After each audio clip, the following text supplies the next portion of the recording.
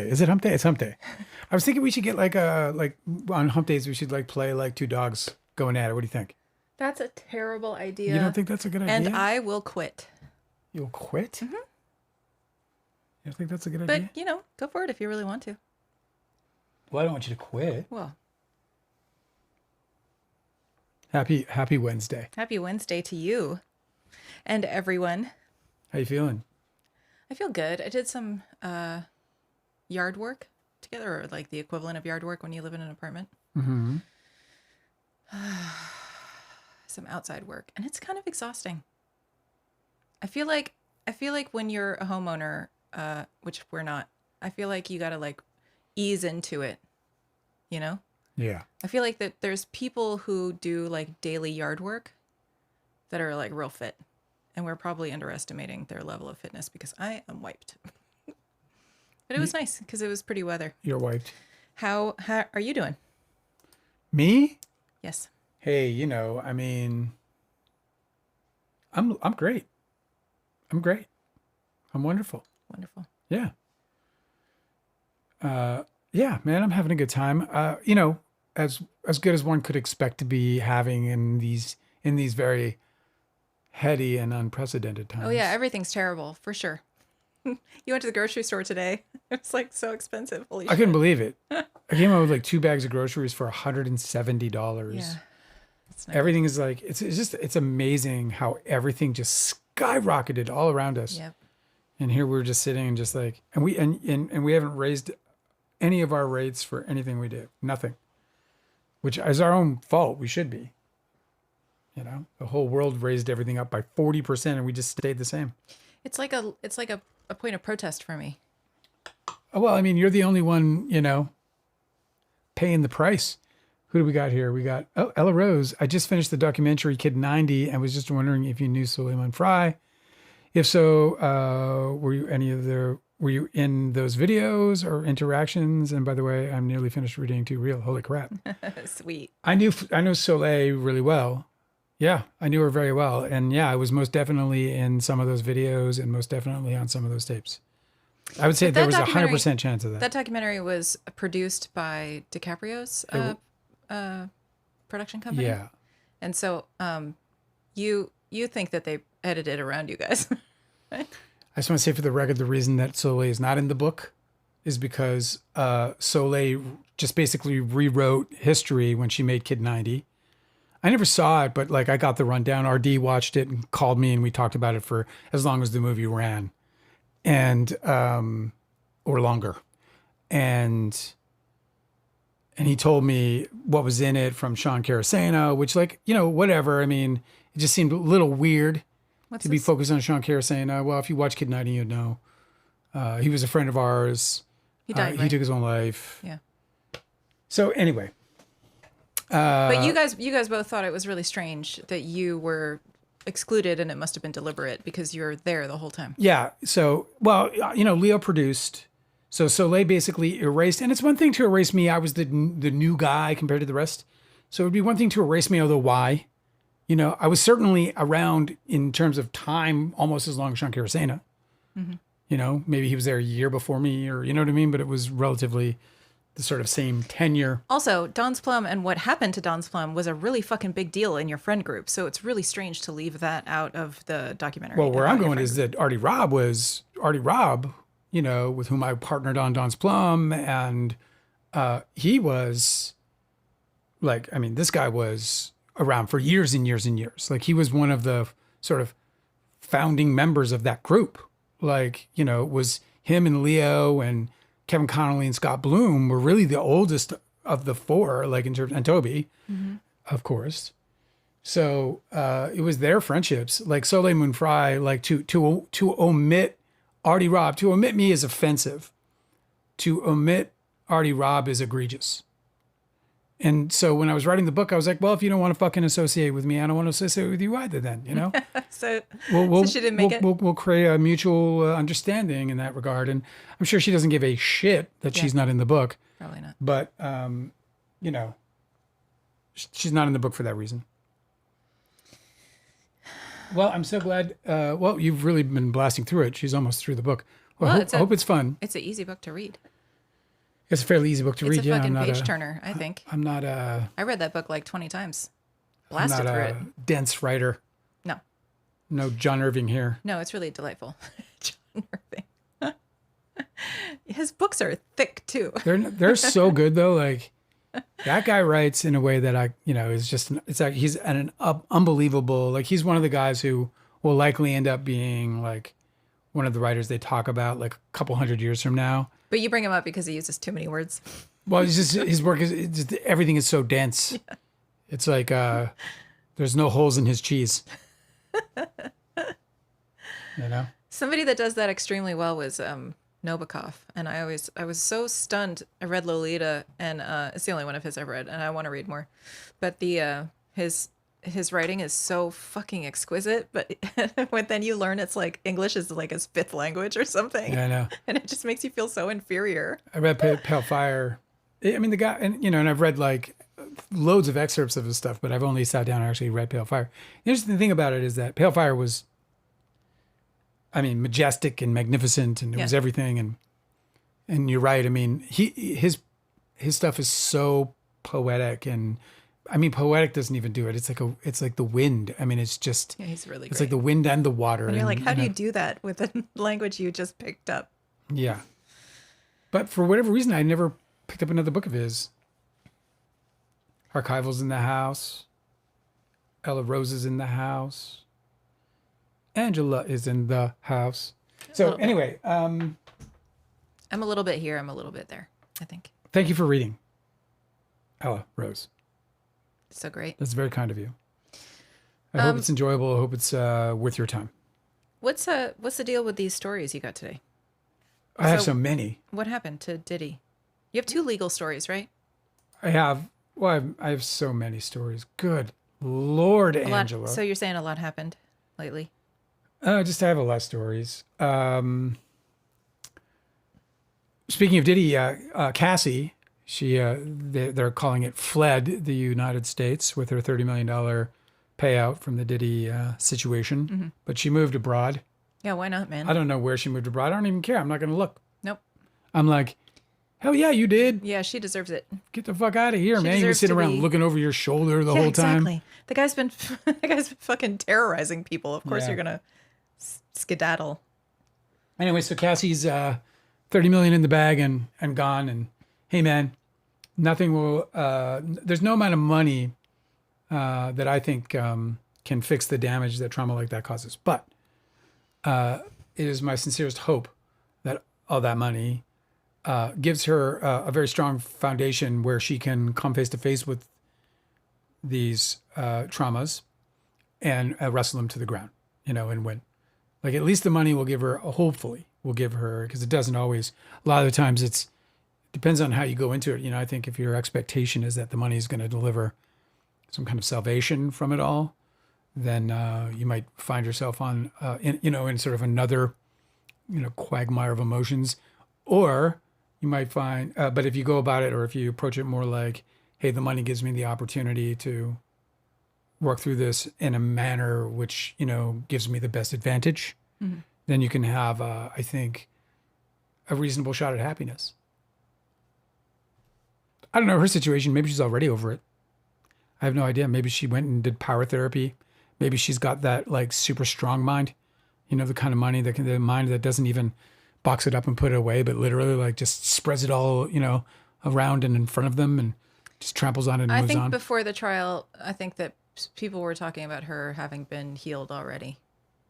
And then of course she cried during our testimony, but that often happens when people are. Yeah, I mean, I could cry in a in a situation. Like you could be super healed and then still cry about what happened to you, Yeah. or the fear you experienced. So, Ooh, what's up? Tanner's car shopping tonight. Said he won't be on long because he's car shopping. Oh. Can you pick me one up? I'll take a Toyota. That's great, man. I hope you find the ride of your dreams, man. I have never been car shopping. I've never done car shopping. I've never purchased a car. I find it to be the worst experience. It sounds like it. I hate Seems like I've I've never enjoyed it. I've never envied the car Hand shopping. wringing the whole time for me. Yeah, well, also because the people you're dealing with are trying to scam you, right? I might enjoy it more if I had like straight up like money. You know what I mean? Because it's always like a lot about the deal, the financing, the whatever. So I'm putting myself in a car because the numbers work, Yes. not because the car is my car. Right. So Most people are like that. Well, because cars these days don't really have personality. but I had friends, dude, who like they did the work. You know what I mean? They just did the work. And I also had other friends who were like, I would rather drive something worth $7,000 or worth $5,000 back in the day than buy something brand new because it's more affordable. I'll just sock away the money and then I'll go find that like lime green Chevelle that I've always wanted. You know? Yes. Yeah. I think that now you can do car shopping online, so you don't have to deal with fucking scammy salesmen. Well, yeah. I mean, You got to get that true coat. Yeah. So for those who are like who do the work, Yeah. For those who are like, hey man, I'm gonna find the car that says Tanner. You know? Yeah. This car says Tanner. When you look at the car, everyone's like, that is definitely Tanner's car. You know? You can see it coming fucking half a mile away. Tanner's coming. And it's just a car.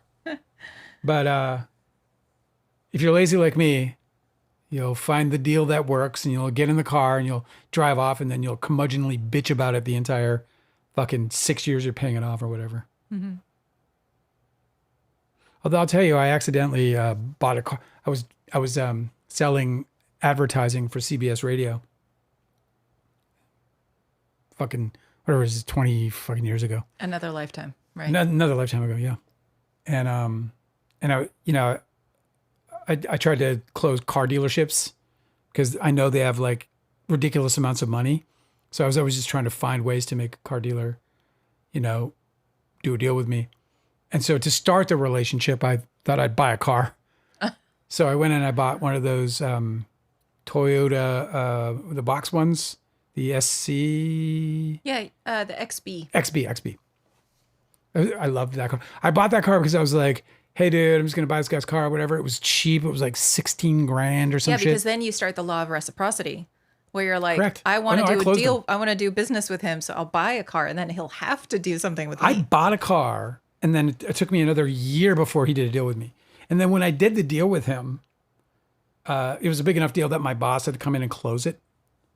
So my boss comes in and like sort of negotiates the last sort of terms with the guy. And the guy turns to my boss. First thing he says, actually, when we sat down was, I just want you to know that this guy has patiently, respectfully been working for this opportunity for like 16 months. And the only reason we're doing this deal is because of that. He even bought a car. And I looked up, I was like, it's right there.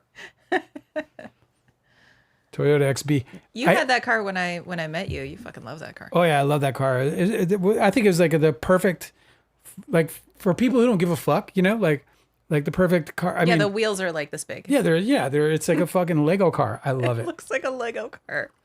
Exactly. I love it. You could fit. Remember you had that drummer friend who was like on that Stomp tour and all this other shit. That guy, I think his name was Miles. He had an XB and he was a drummer and he was like, he said, I love that car more than anything because I could fit my whole fucking kit in there.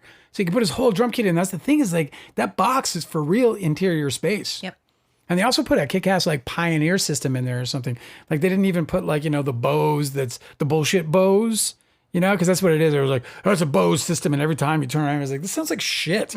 Because it's like the C-Class or whatever, Mercedes-Benz. It's like a K car with an expensive logo on it. You don't know what a K car is, but in the 80s, they came out with these Chrysler K cars. They were like the cheapest American pieces. Oh my God. They were so hideous. My parents bought one right away. You know what's funny is that I've never heard of that. And it's probably because they were all dead by the time I noticed Yeah, cars. they never even survived. Yeah. Like, I bet you there's like somebody at like a car. There's definitely a car collector out there who's like, you want to see the K car? You're like, do you happen to have a K car? It's like, like they dust off the canvas that they pull off. That's how I had a car like that. It was the classic car version of that. Yeah. It was the Ford Edsel. Oh yeah, well. Edsel. By the time you had that car was like in demand. It wasn't in demand because it was just like a big fucking joke. It was like a total novelty. So the people who collect those cars are like really serious about them. Like they think they're the coolest things ever. It's not like like a Chevy Bel Air that like everybody has. Every car show has like 20 of them. Right. You show up with an Edsel and all A the GTO. all the classic car guys notice. You know. All right. So you want to know about Diddy? Yeah, sure. So Is he in trouble? Because I only want to know if he's in trouble. He is. Fantastic. Yeah. And you know, it's interesting because we've heard this already. This isn't the first time that this has come up. Although, so what happened is there was this guy who Diddy did some gnarly shit to, like gnarly, and he filed Like at his parties or elsewhere? I think it was elsewhere. It wasn't at his parties. I don't think. No, it was elsewhere. It was One of them was like in a studio. Was it sex stuff or Yes. Weird. You've heard this before, where he satisfied himself in like something from Biggie's, like a Biggie's t-shirt or a sweater or something. You haven't heard this? What a fucking lunatic, dude. Yeah, apparently he like. What the fuck is the matter So this with guy this named guy? Jonathan Hay filed a police report in September of 2025, claiming that he was sexually battered by Diddy in 2020 and again in 2021. And then the district attorney in Florida referred that to California, in Los Angeles in particular, where the crimes allegedly took place. He was working on this guy was working on a remix of something from Biggie, and then Diddy, took care of himself in one of Biggie's shirts. You know what? That sounds like witchcraft to me. Isn't that nuts? I think that there's a lot of like really, so that documentary that came out that was alleging that Diddy's into all kinds of like strange like black magic type shit. I wouldn't be surprised if he's trying to like tie himself to the ghost, right? He might have created the ghost. Yeah, well, exactly. That's what I'm saying. Yeah. And what happened to him after that is he fucking got super famous. So what I'm saying is that It's some voodoo shit going down on him. I think he's trying to do sex magic. It's some voodoo shit going down on him. So apparently he took this shirt in which he finished himself and threw it at the guy. Excuse me? Threw it at the guy. Yeah. What is the charge? It's And then obviously there's battery, I guess? there's a second event where he was this was in March of 2021. He flew to LA, this guy, to continue his project with this guy CJ, but again ended up with Diddy inside a room. And then Hay alleges that Diddy called him a snitch and then forced his manhood into this man's mouth. Oh my God. So the LAPD detectives are investigating and have been for several months. They investigated for several months and then submitted the case to the DA. That's so crazy who will that like determine if there's enough evidence to charge him. in the LAPD there's like a Sean Combs task force, right? Like Well, it's just it's not even a task. constantly It's not crimes. even a task force. It's like a fucking somebody sitting by the phone. You know, Yeah, like ring. just- Hello, Diddy's did me. What can I do for you? Of course he did. Oh yeah, he's horrible. Hang on. When did this occur? Oh, that's fairly recent. Okay. That was good, babe. You got like a fucking staff. Yeah, exactly. That's what I'm saying. All they're doing is just staffed up listening to Diddy complaints all over the country. What country are you calling from? Oh, I never knew he went to Uganda. Okay. What is this, a comedy show? So, yeah, he could be facing charges if he does get Fucking charged. hope so. If he Please does, don't let this person back into civil society. it's gonna be about please. like, yeah, well, Oh my God. I mean, He's such a fucking you got to wonder how he'll pervert behave. monster. He is in, do you know how many active lawsuits are against Sean Puffy Combs right now? Hopefully enough. How Hopefully enough to many keep him where he is. lawsuits? I know he keeps settling them God. too. How many lawsuits against Diddy? It autofilled. It autofilled. He is facing 120 civil suits have been filed against him, alleging sexual assault, trafficking, abuse, exploitation, a massive wave of litigation. So if you're like sitting in jail, you're like, I want to get out of here. And you're like, yeah, but the shitstorm, bro, it's hurricane. You're in the fucking, safest place. It's Katrina. And you're like, you're like right in the fucking path of the storm, buddy. It is your storm you created after all. Lord. 120, many of them have been settled. I'm sure he's just been doling out the wealth. This guy's a fucking menace. It's so crazy. I don't know what the courts are doing, letting somebody like this continue to be around normal people. He apparently has a net worth of nearly, according to the internet, which doesn't know anything, 400 million. So everybody's going to be like, yo, not for long. Are we passing around the pie? Yeah, right. Because I want some of that pie. Yeah, and it sounds like they fucking deserve it too. Yeah. God. 120 fucking people. I mean, you know what I mean? Like, I've always said, like, one should be enough, but 120 certainly. And, like, I'm sure there's a few people who are like, yeah, Diddy did that to me too. Oh, yeah, it happened just like that. No, you weren't there. We was alone. Shit like that. But what else we got here? Happiness in your life is in the house. Archival Raccoon. Hello. Janice is here. I've never bought a brand new car. They devalue around 20 to 30% as soon as you can drive them off, as soon as you drive them off the lot. So yeah, I don't buy new cars anymore either. I haven't, that was the last one I bought actually. You're absolutely right. I buy everything gently used for sure. The last car I bought, they actually sold it to me as a new car, but I got a killer deal on it because it had 4,000 miles on it.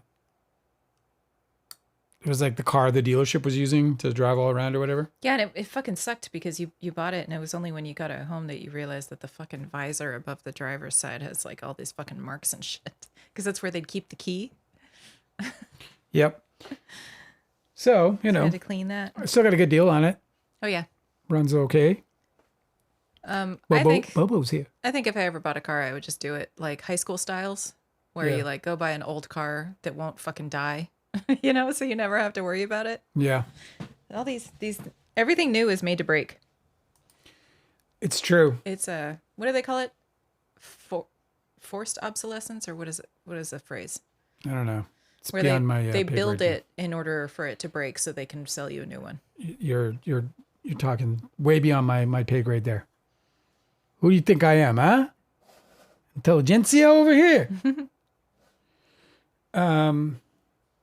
Did you hear about the Black Crows telling people that they were fucking ignorant? They started chanting USA, USA, USA at a recent concert of theirs in Florida. Okay. And they were like, what the fuck are you proud about? Like, For real, though.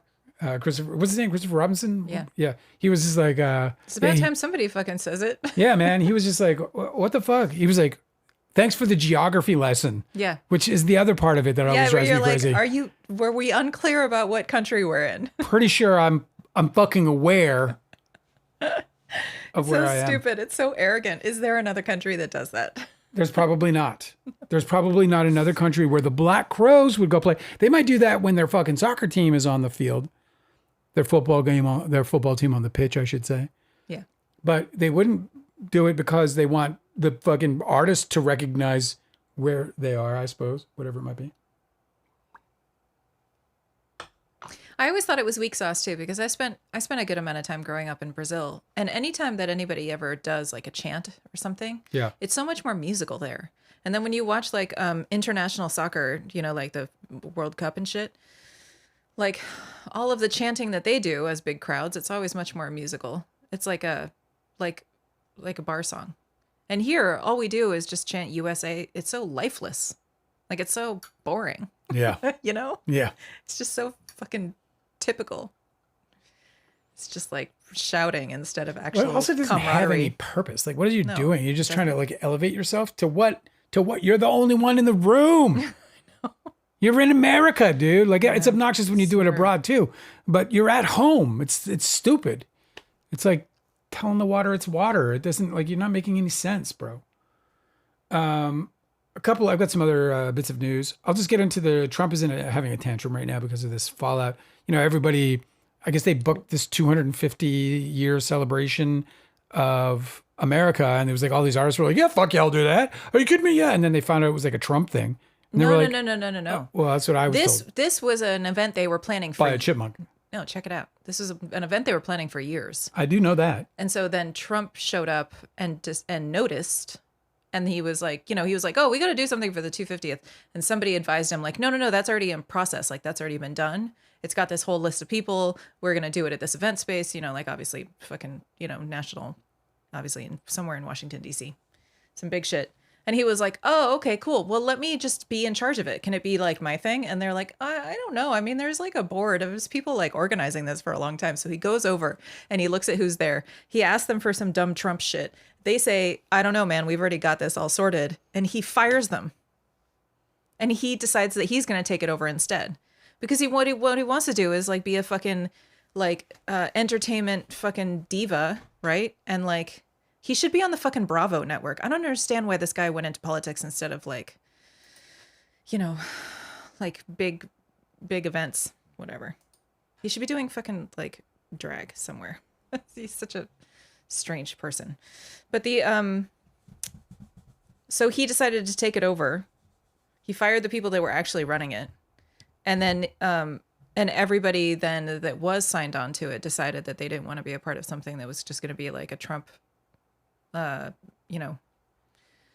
a bunch of crazy shit. He called himself bigger than Elvis, and He called himself bigger than Elvis? Yeah. Oh, yeah, right, because everybody dropped out. And he was like, "Well, fuck it, I'm just going to headline then." Yeah.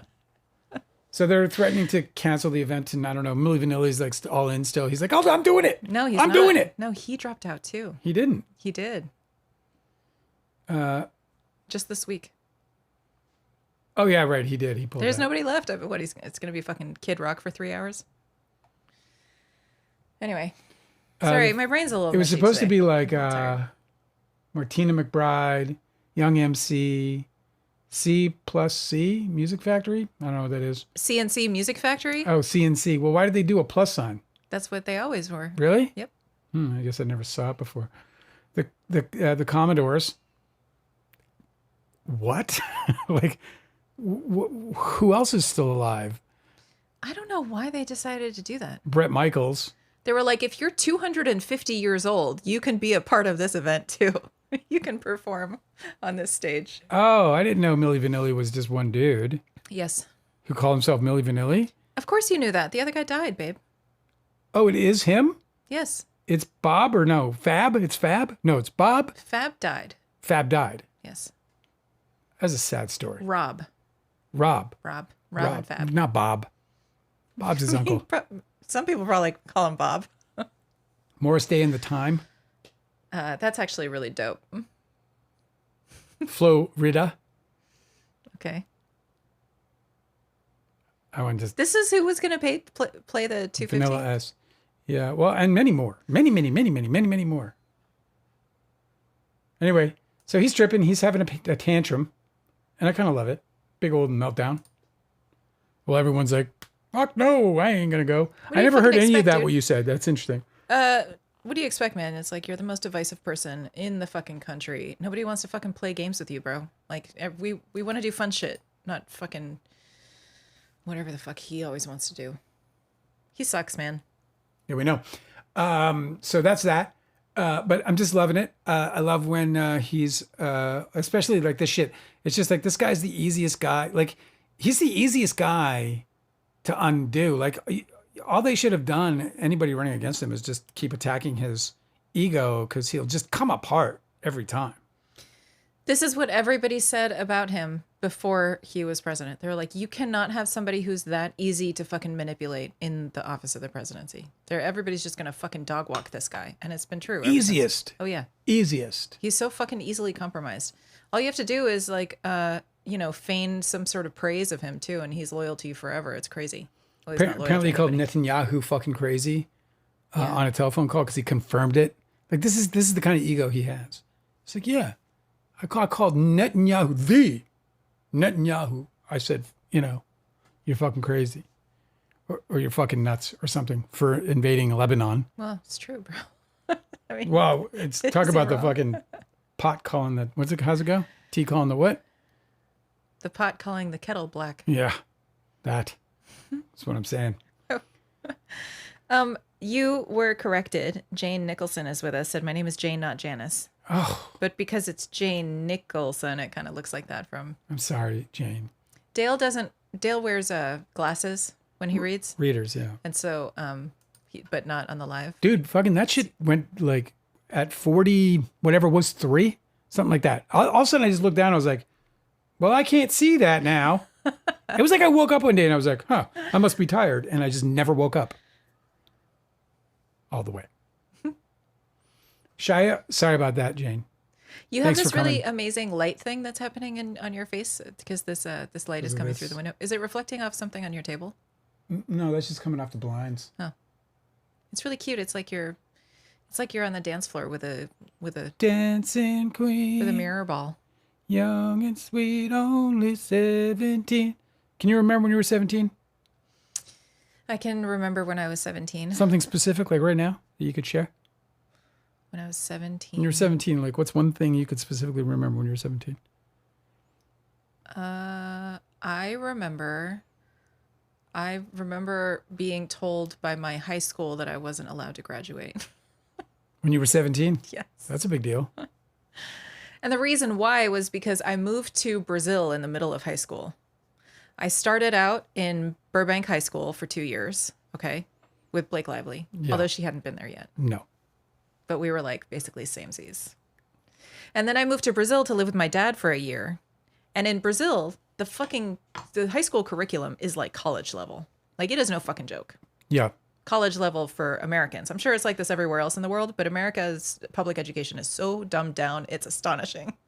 So I was It's weird because people take offense to that and they don't recognize that that's actually by design. Oh, That's yeah, not, for it's sure. Not, it's not because America's stupid. It's They because do they not want an you. educated populace. Yeah, they don't want you to be as educated. They also need to sell college tuition. So Correct. But that's why foreign And students. they want to elongate that as much as possible. Yeah. They were like, the longer we keep them in, the more in debt they get, the more the more chained they are to this system. And like you go 80,000, 100K, 200K in many cases when you're getting into the heavy pro stuff. When you're bogged down by that kind of debt, and you want to still also do things like buy a house, own a car, have a family. Yeah. They create a lifetime. But that's why they always slavery to foreign that debt. students that grew up speaking English will always like really like excel in United States colleges because it's basically like a redo for them. So anyway, I went to Brazil and it was like they blew my hair back with like the amazing higher level education, and I worked really, really hard and I passed some of my classes. I didn't pass all of them. But when I came back to the United States and I went back to live with my mom in LA, I went to the other high school. And so they had this like onboarding where what does that sound? That was a dog dish. Okay. Yeah. They had this like onboarding where they like tried to figure out, they're like, oh, okay, well, you're transferring from a foreign country. This is a little odd. They have a different system than we do. So I remember the counselor, I looked at her working on her desk and she had this checklist of like, when a new student comes in, how do they incorporate what credits you brought in to what sort of credits they require for you to graduate in an American school. And because I had just come from Burbank, but spent a year in Brazil, I was like brand new for that. So she starts checking off this and checking off that. And then she's like, there's all these extra classes that don't fit in my little stupid checklist. Well, we're just going to throw those out. She told me. So like I worked my ass off in Brazil for all of these credits and they literally didn't mean anything to this lady and were not going to get transferred because they didn't fit the American high school curriculum. I was so pissed, but there was literally nothing I could do. So finally, when it caught up to me and I had like this like end of the year fucking whatever, they do a little counseling session and they're like, well, you're not on track to pass. And I was like, well, what about all those fucking classes you guys threw out? And they were like, oh, those were in categories that you're good on. But there's categories that you're not good in, like electives. Like you didn't take enough electives because they didn't have that shit in Brazil. So they were like, you just need to like show up. Cooking. So what you need to do is just, don't worry. We're going to put you in a 5th year of high school. This was their solution for me. We're going to put you in a 5th year of high school. And what you're going to do is just show up in the morning and go run track a few times and then go take an art class. And then you can go back home and you'll end up with your graduation. I was like, I need to fucking work. Like, I need to get a job. So I just left and I didn't finish high school. That's what I remember about being 17, just being like, these adults are fucking idiots and I need to make money so I can move out of my house. I don't even know what I would have done now because teenagers can't move out. There's like no way. Like how do you go from high school to like an apartment now? Well, I started out on couches. I guess is that what everybody does? I ended up at one point at one point I moved into a house that had like 8 or 9 roommates. Where there was like you could rent the couch, and like people would live there for months and months and months. You could rent the couch, or if there was a room, you could rent the room, but there was always like a waiting, people waiting from the couches. I was on a couch for months. I don't know how long I lived there. I lived there I loved it actually. So if all the roommates wanted to hang out, they were just like sitting on your bed? Pretty much I went to bed when people went to bed. Oh my God. What if you wanted to like go to bed, have a nap, whatever? It wasn't in the cards at that place. I just accepted what it was, and I was cool with it. I had the fucking time of my life, actually. I had so much fun in that house. That house was just straight fun. I mean, I was a fucking kid. I was like, whatever, 20. I think it was 19 or 20 years old or something. And in Canada, that's legal, meaning I could drink and legally drink. And we had fucking. That was where I got in. That's when I fell in love with Leonard Cohen, because the person whose house it was, she owned the house, and dude, she was just. I mean, she made so much money, and my rent was $180. Nice. Yeah. Score. $180 in on Vancouver Island, bro, living in paradise. Dope. Yeah, dude. And you know what I was doing? It was an incentive to always be out. Yeah. So I was hiking forests. I'd go on like 5-6 day hikes or whatever into the forest or whatever. I'd go over to the mainland and like crash on somebody's couch on the mainland and go see shows. Mainland being Vancouver. It was good stuff. Anyway, enough of that bullshit. Shia LaBeouf. He's got legal troubles. He pleaded, they call it. He pleaded guilty to battery charges over the New Orleans. Remember that? Yeah. Yeah. So what's going to happen to him? Probation. He got probation. No jail. You expect that. I mean, especially when you look at the tape, it's just him being a belligerent drunk. But if he fucking screws up, though, if he fucking wilds out someplace while he's on probation, doesn't he go to jail? Yes, he could be sentenced to jail if he violates his probation. I don't know what the terms of his... My question is, does he have to stay... He probably has to stay sober, too, on probation. Well, let's see. Attorney for the case said that her client was now looking forward to focusing on family work and new creative projects. Focused on family work and new creative projects. No, nothing in there about getting his head on fucking right. She said the authorities investigated. Let me see if I can find the.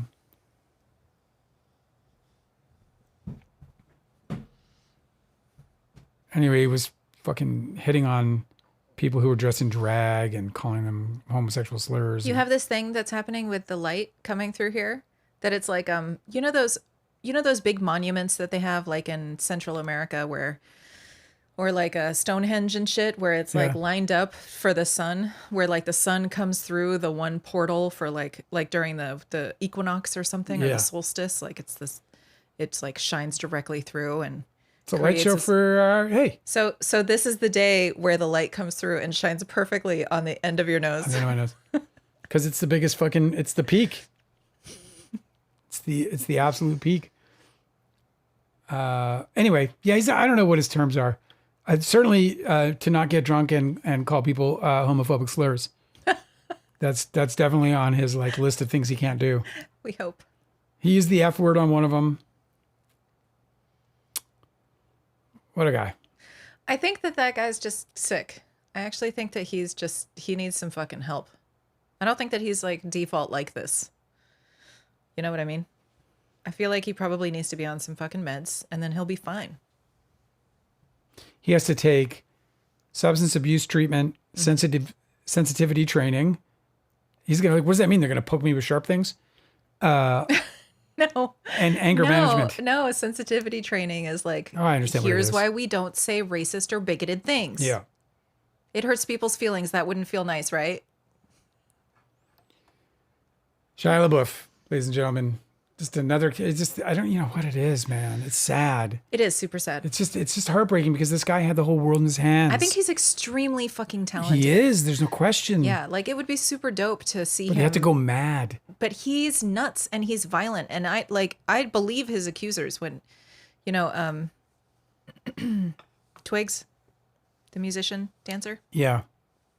Her stories about him and the physical abuse that she endured in the relationship with him are fucked up. That guy is lucky to be free. And it's just crazy that he's still fucking with people and traumatizing people and being a mess. So that's why I think he just needs help. I got my ball game on and on another TV, and there's a stormtrooper there. He's like the super big stormtrooper. I went and saw, I don't know what episode it is, but it's the one that followed the trilogy by George Lucas. Okay. Which is not true. It wasn't George Lucas. Was it the one with the CGI like dinosaurs? It followed the first three. I don't remember. I saw it back then, whatever that was. But I went and saw it at the Hollywood. I went and saw it at Man's Chinese. And there was like a lineup for fucking days, right? It was the first Star Wars film since the original trilogy. Was that the Jar Jar Binks one? Yeah, it probably was. You keep asking me about things I don't remember, though. And there was the thing I do remember, though, was the lineup. It went all around the block, where Man's Chinese is, so went all the way around the block. And they had stormtroopers patrolling the line. Keeping people in line? And saying, stay in line, please. Stay in line. All right, have a good time, but be safe. And just like, dope. Yeah, all this being all like stormtroopery. The fun thing about Los Angeles is that every now and then they'll do some sort of gimmick like that. And the people who they put in costume are completely committed to the role because it's actually like a big break for them. Exactly. Because everybody's just dying to do acting. All the actors are just like starving for work. So as soon as you give them a chance, they're going to completely commit and nail it. Danny Glover used to be a street performer. He used to be like a... Oh, really? Yeah, he used to be a street performer. That's why all of the amusement parks in Southern California have such great like mascots and performers. It's because they're all just like struggling actors who are just trying to make a splash somehow. I love it. Tanner didn't tell us what kind of car he's going to get or looking at. Yeah, well, he's busy getting it, I think.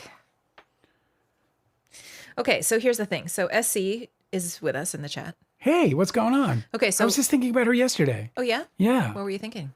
Just thinking about her, like nothing very specific, but just like... she's having for lunch. Yeah, does she like tea? I wonder if she likes tea. Because it goes great with SC. SC? Would you like some tea?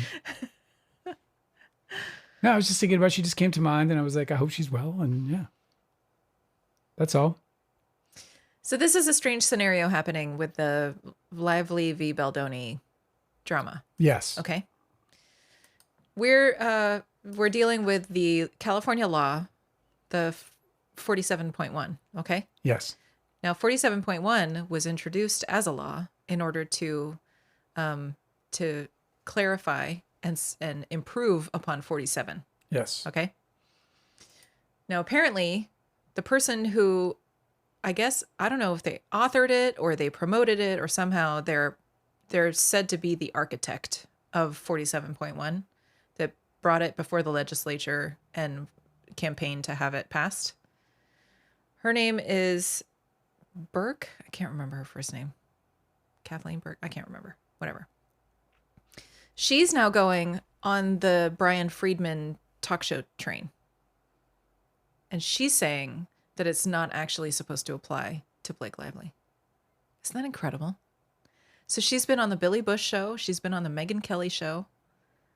And she's like telling everybody that the law that she helped promote, that she helped create, is supposed to, what Blake Lively has to do is prove malice, is what she's saying. And that they can't prove malice means that she doesn't get protected by this law. But that's not what the law says at all. The law says that the law exists because you don't have to prove malice, so that you don't have to prove malice.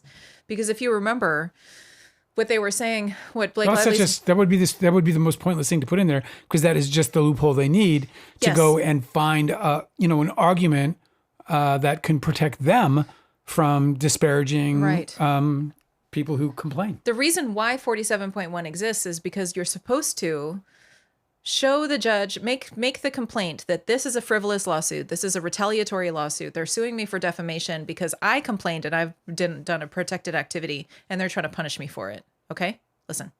And then the judge can throw it out based on that. And then you immediately reverts to you being rewarded for their mistake of breaking that law. Okay. Previously, what happened was that you would have to litigate that lawsuit all the way through until you can prove malice. And it's like this long process, years it would take, millions of dollars potentially.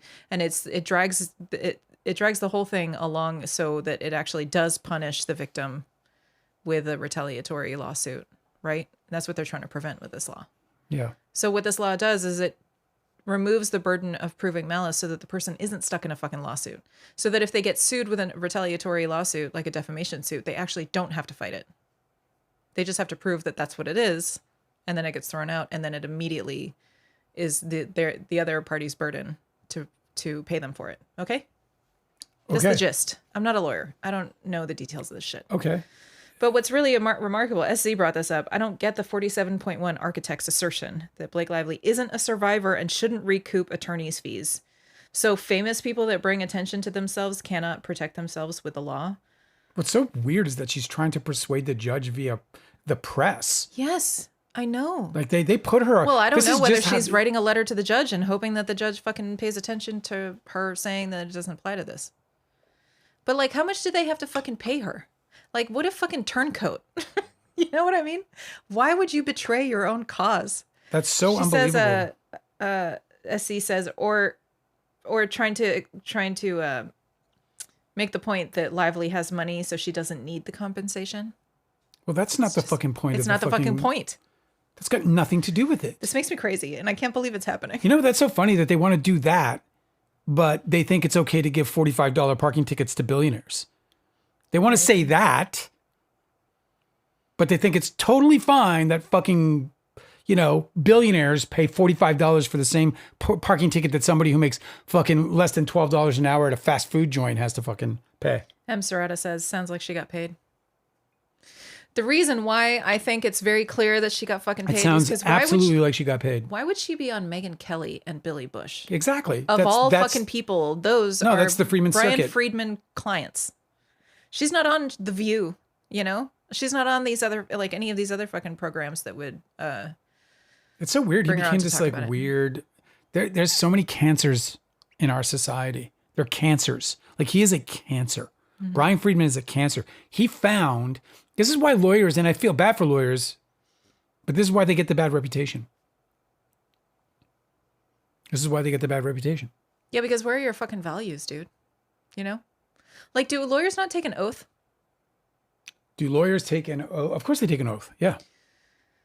So he's like, okay, well, we could just, find loopholes or like manipulate the law and, turn it into a fucking mouthpiece for an abuser. Like, I know that lawyers are supposed to uphold the law. Or I don't know, maybe that's police officers. Maybe lawyers aren't supposed to do anything. Who knows, man? Well, we'll see if Lyman, if Lyman decides to not grant her what she is entitled to in this situation, then I'm going to pretty much feel like this whole thing was in the wrong. They got the right judge. The Wayfarers. Baldoni's side got the judge they wanted. They got a corrupt ass judge. If this guy doesn't, because it's at this point it's so like this. I was already feeling quite sus about the whole thing in the first place. That I just can't understand this case. Like, why the fuck did why did Gottlieb file this case in a federal court? He had to have known that he was up against this, or is what Judge Lyman did, sort of out of the bounds of expectations. I think that they were between a rock and a hard place with the fact that it's a California company, and all of the business that they did and all of the events that they're alleging were harassment and retaliation occurred in New York.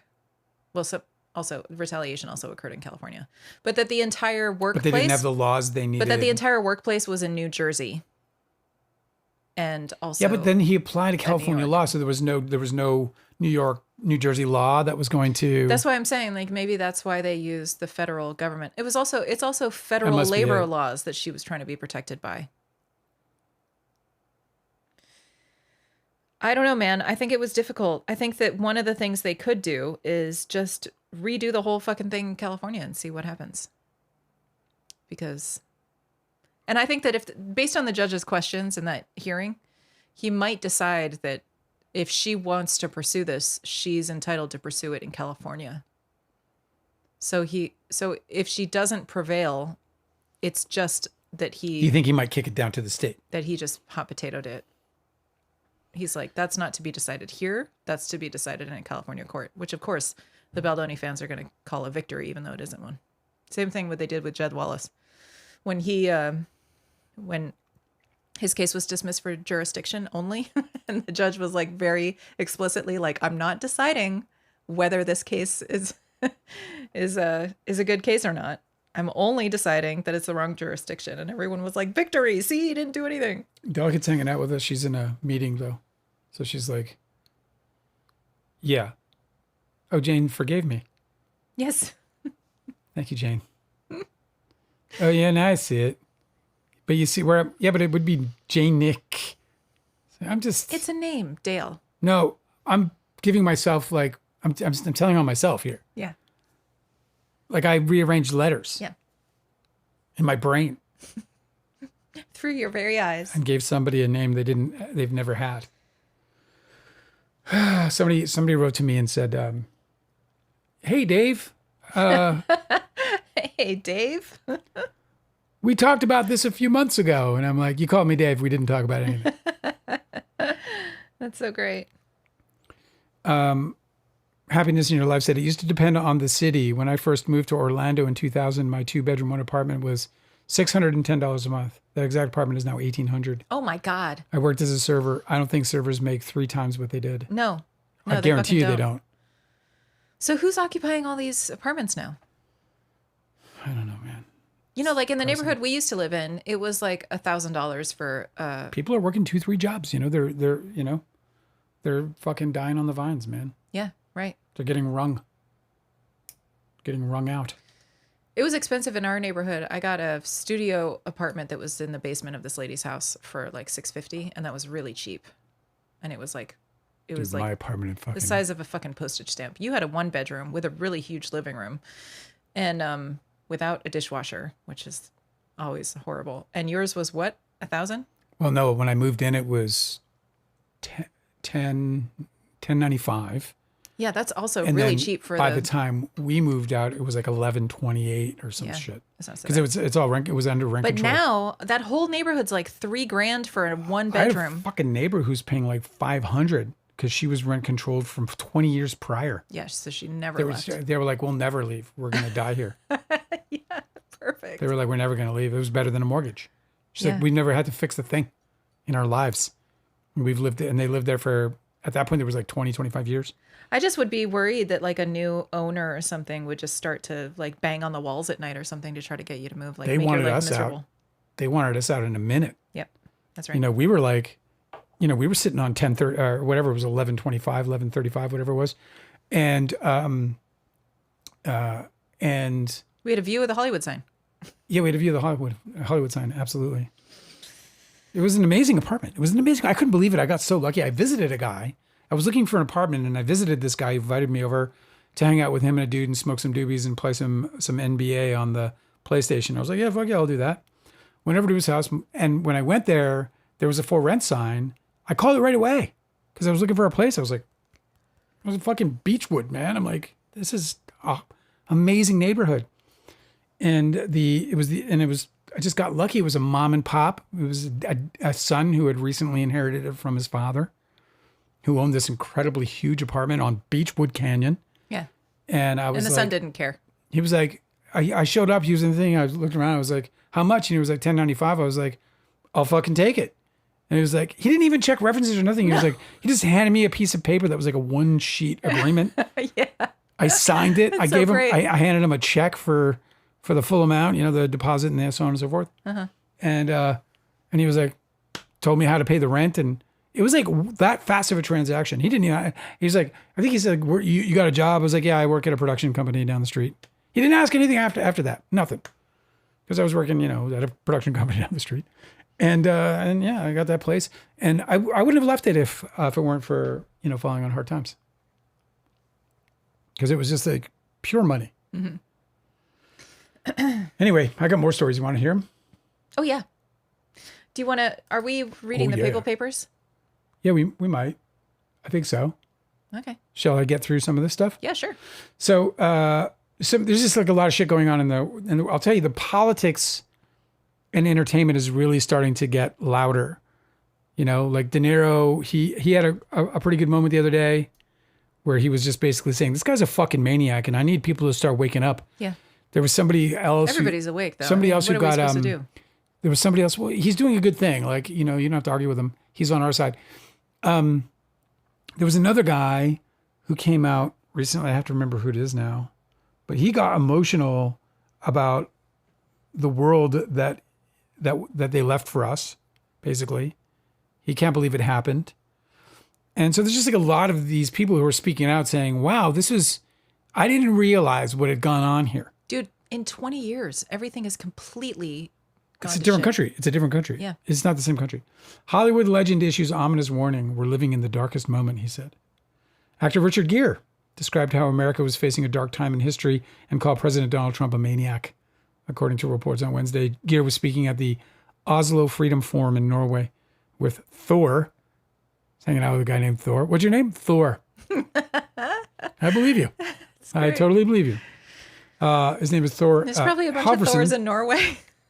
a Venezuelan Norwegian human rights activist, and discussed politics, history, and freedom. The Daily Beast reported the actor, who has criticized Trump in the past, revealed a dark parallel between the current United States and the past. We're living in the darkest moment I've ever experienced on this planet, Gere told the audience. How is this even possible? Because we went to sleep. We didn't care. We didn't vote. We didn't really listen. And it's that last part of his sentence there that just hit hard. Because that's really the truth right there. That's the problem. What, you know, the didn't vote and the not caring. These are the things that were the consequence of not listening. Because if they were listening, if they were seeing what was going on, if they were paying attention when Reagan did what Reagan did, and it was like, and you know, and that whole fucking Wizard of Oz nonsense, you know. But even before then, because you had Nixon, it wasn't like the signs weren't on the wall. I mean, we had Nixon, and then, you know, it wasn't long after that we learned about the problem LBGA was faced with when it came to inheriting this war from Kennedy, right? Vietnam. So just like all this fucking shit. And those were all the warning signs, and absolutely nobody was willing to pay attention to them because they were too busy being propagandized. They were too busy drinking the Kool-Aid. Greatest country on earth. Put your flag up high, you know? Check out this nice house I got, this really great car. Check out how hot my wife is, and these are my 3 children. Yeah, it's more than that though. There was a lot of really hardworking organizations that have been we're seeing the results of a plan in action for 30 years. So like the Federalist Society has been promoting lawyers to justices to Supreme Court justices. Like they've been on a track and they've been buying presidents and like making sure that that their justices are getting appointed. Yeah, I mean, that goes right with and him like, saying, Richard Gere, good people turned into monsters. Yeah, like that's why we got Citizens United, right? Is because the Supreme Court was being run by the Federalist Society. And like another thing too is like everybody believed the rhetoric about Roe v. Wade being about abortion, and it never was. Like that's the thing is nobody was paying attention. I learned this in a law class, and everybody in my law, and it was like a whatever. It was just a, community college law class, but everybody in the class learned this, and I don't know why it wasn't more common knowledge that Roe v. Wade was about privacy. So when they fucking overturned that, everybody was gleeful that abortion was overturned when they just fucking lost their right to privacy. Because the US Constitution does not have the right to privacy. Everybody understood that it was implied. But the whole thing about the Federalist Society, their big scam, is that they only appoint originalists, and those people, they say that their whole philosophy about interpreting the Constitution was that you only interpret it letter by letter, right? Like it's like if it's not explicitly stated, then it isn't a protection in the Constitution. Mm-hmm. So without amendments, right? Like they could say that we don't actually have a right to privacy. Well, there you go. Now the fucking the corporations just got a huge win. And that's why there's surveillance now every fucking where. Yeah, well, it's also why It's because Roe v. Wade got overturned. and they got the the stay on oversight on AI. So, and that's obviously an invasion on your privacy because they're literally stealing your personal information and habits and turning them into data that feeds a so-called intelligence. So, yeah, man, it's pretty crazy. It's pretty crazy. But I'm encouraged. He was very outspoken about how the world needs to stand up against it. And, he's just very outspoken about it. He's like, it's not too late. We can stop this. But the monsters are there. They're in our face. And if we don't, they're going to eat us all up. So I loved that. It was really cool. You said, moving on to my next story, that Tom Hardy, they're bringing him back, or they're having talks about bringing him back. Today, a story dropped that Colin Farrell reportedly turned down an offer to replace Hardy on Mobland. Oh my God. And apparently Idris Elba is also considered as an option. What? Nobody would even notice. Somebody left a comment. Nobody would even notice if Tom Hardy's role was recast by Idris Elba. They wouldn't notice? What do you mean? No, that's what I'm saying. Like, fucking ridiculous. Like, for the same role or what? They were going to replace him with the Idris Elba? I mean, I don't know the role, so it's hard for me to understand, to sort of place it. I don't know. I mean, Idris Elba is a damn fine actor. Wouldn't you agree? Yes, I know, but they're hardly the same. It's very well. Yeah. I mean, they're going to reimagine the role. Yeah, they'd have to. Obviously, yeah. I get there. Obviously, that would be a very weird thing to do in the middle of a, sort of in a middle of a series. Mm-hmm. I don't know. So stupid. Colin Farrell too, though. I mean, yeah, I know. Why would Colin Farrell be like? Colin Farrell does whatever he wants now. The guy's like, he's like, I'm not gonna be a TV show. It's like, I'm not gonna fucking be a replacement. Yeah. I'm gonna originate something if I'm gonna do TV again, right? Well, I guess he was doing TV as the Penguin. I guess that was a TV series, a Batman spinoff. Yeah, no. I said if he was gonna do TV again, he was gonna do it on his, as a Colin Farrell show, not as. Speaking of. He's a fucking star is what I'm trying to say. Speaking of very questionable artistic choices in Hollywood, do you want to hear this very depressing news? Yes. Sure you do. Do I? I'm all for it. We've lost Martin Scorsese. He's alive, but we've lost him. Oh, he went to the dark side? Yes, he went to the dark side. Of course he did. And apparently all it took was a payday. Do you want to hear about this? Yeah.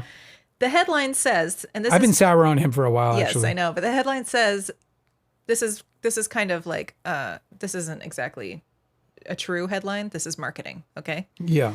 Martin Scorsese backs AI company and says he's using it to storyboard movies. He says we have to be open to how cinema can evolve. This part, though, this is interesting. Keep this in mind. He's using it to storyboard movies, as if he doesn't have a storyboard artist or several. Who's now not going to have that job, I exactly. suppose. But he says he's using it to storyboard movies, is what the company is saying. Martin Scorsese is using this to storyboard movies. Well, this is what actually happened. Martin Scorsese is the latest Oscar-winning director to hop on the AI bandwagon, joining the AI firm Black Forest Labs as an advisor. So he's just getting money. I know. He's so gross. I know.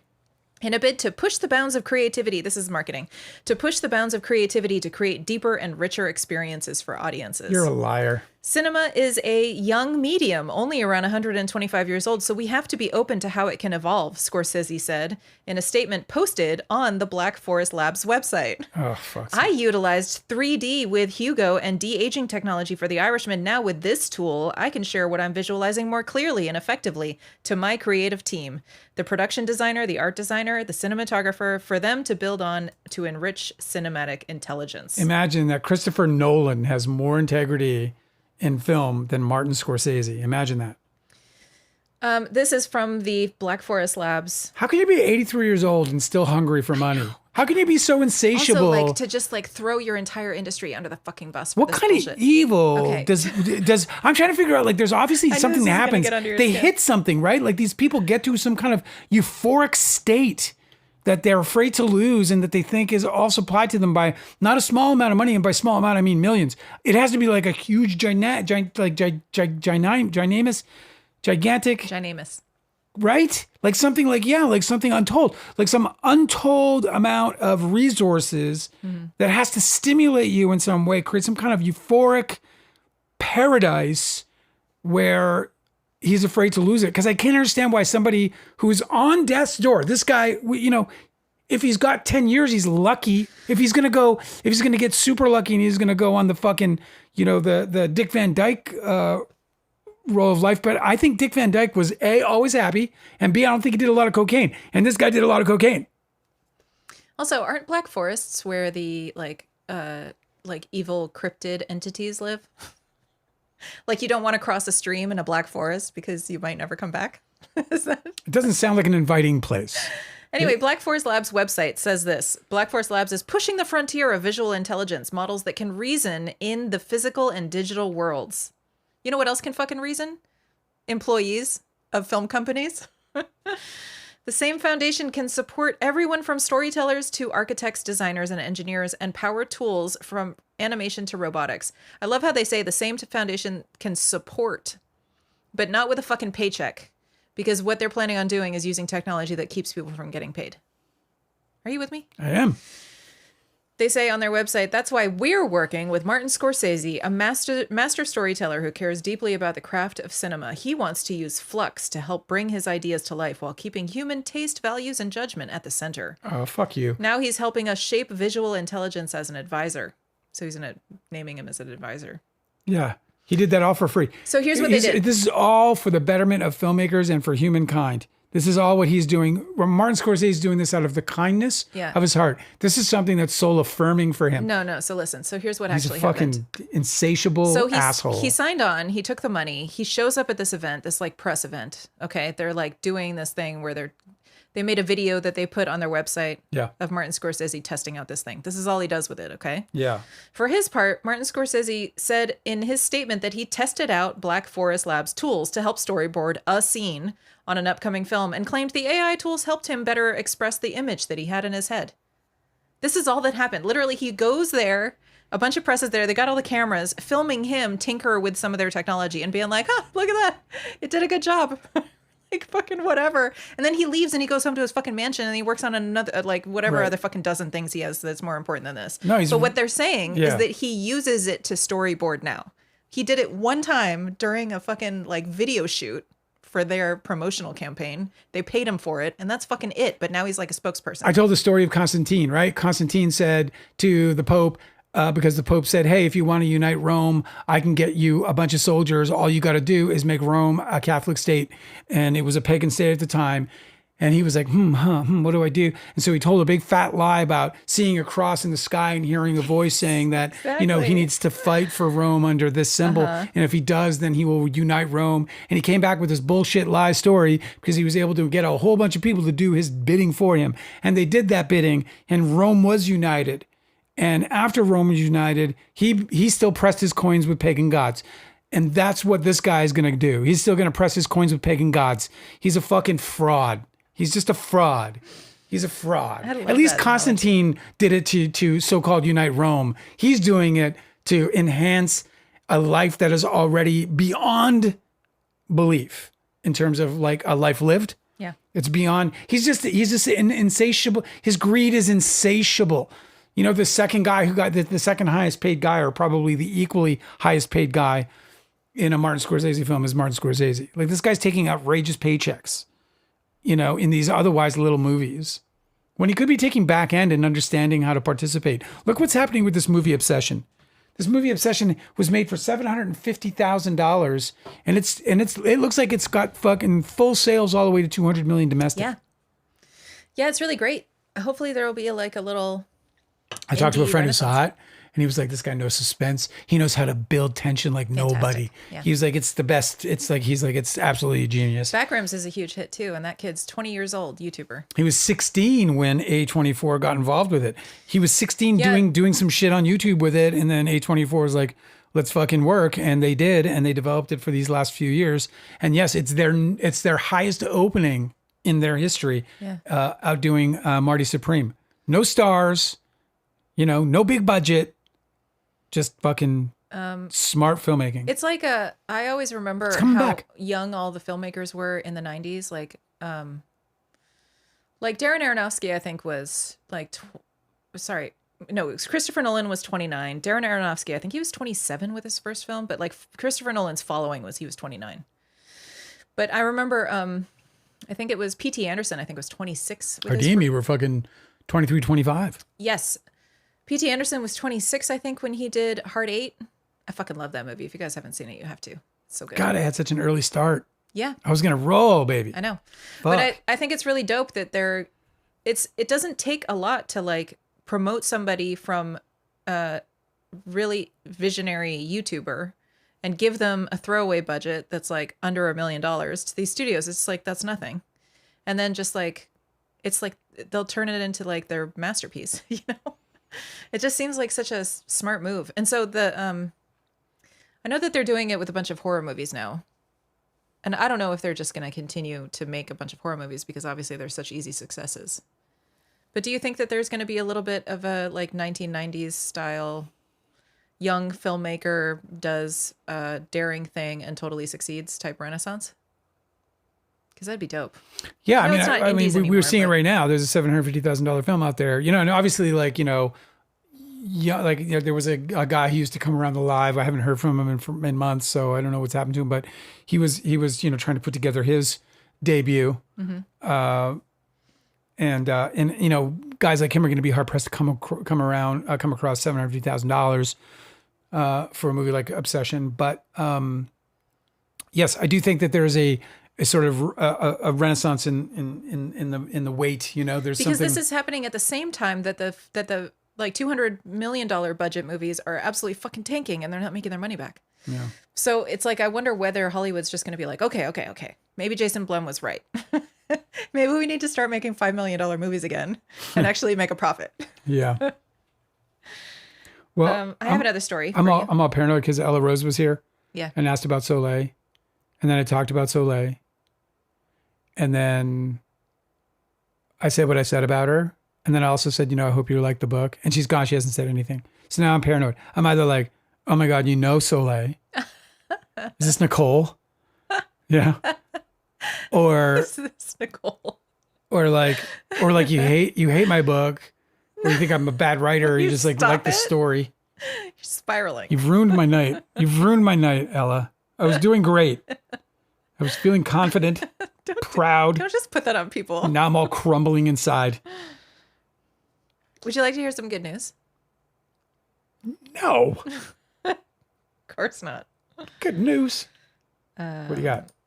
Japanese scientists are at it again. They're growing teeth again. They're doing medical breakthroughs again, Dale. They're creating a third set of teeth in your mouth. No. It's not about teeth. It's even bigger. Do you want to hear it? No more little Richards. No. Japanese scientists have managed to remove the chromosome linked to Down syndrome. What? I know. Amazing. Of course, this guy. So what are you saying? Like somebody can get pregnant, they're gonna be like, "We'll get that for you." Whoop. I don't know how. I don't know how they do it. It's like I don't a know if vacuum. Well, see, here's the thing: is that sometimes I know that in vitro fertilization they can do these sorts of tests. Isn't that what they do when there's a pregnancy? Don't they test for that chromosome? Yes, And then they but see it and they're like, "Your baby's Downs," and then you abort. But it's the pregnancy has to progress to a certain stage. I think it's like 23 weeks or something like that. Is it? Yeah. So that's usually it's because of deformities or disabilities or life-threatening conditions that are only detectable after that certain that threshold where the pregnancy is progressed enough that they can test. That's why, you know, the politicians and religious folk like to scaremonger the late term of abortions, but that's usually why. Anywho, this guy Ooh. in the chat, in the Twitter thread said, Down syndrome kids that I know are more amazing than all the other humans that I know. And it's just like, it's so interesting to me because people don't know what Down syndrome is. Like, yes, people with Down syndrome are wonderful people, but it's an extremely damaging condition.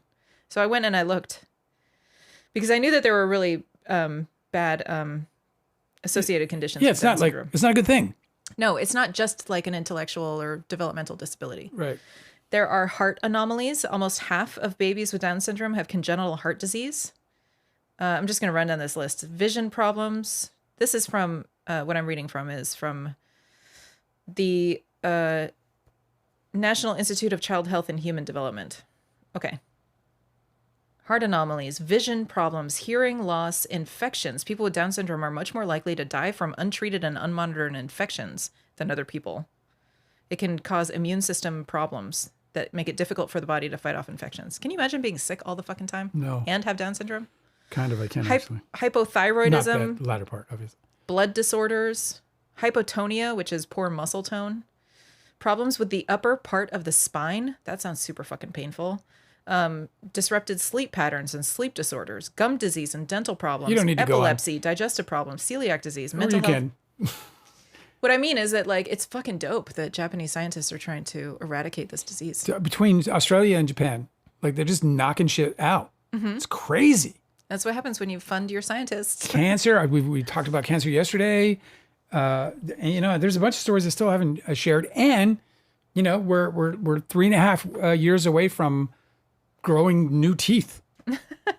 You are. That is the oh, you don't need them, but I'm you know, not gonna grow new teeth. No, you don't need them. It's only for people who Hey, need Doc, new teeth. can you make them smaller?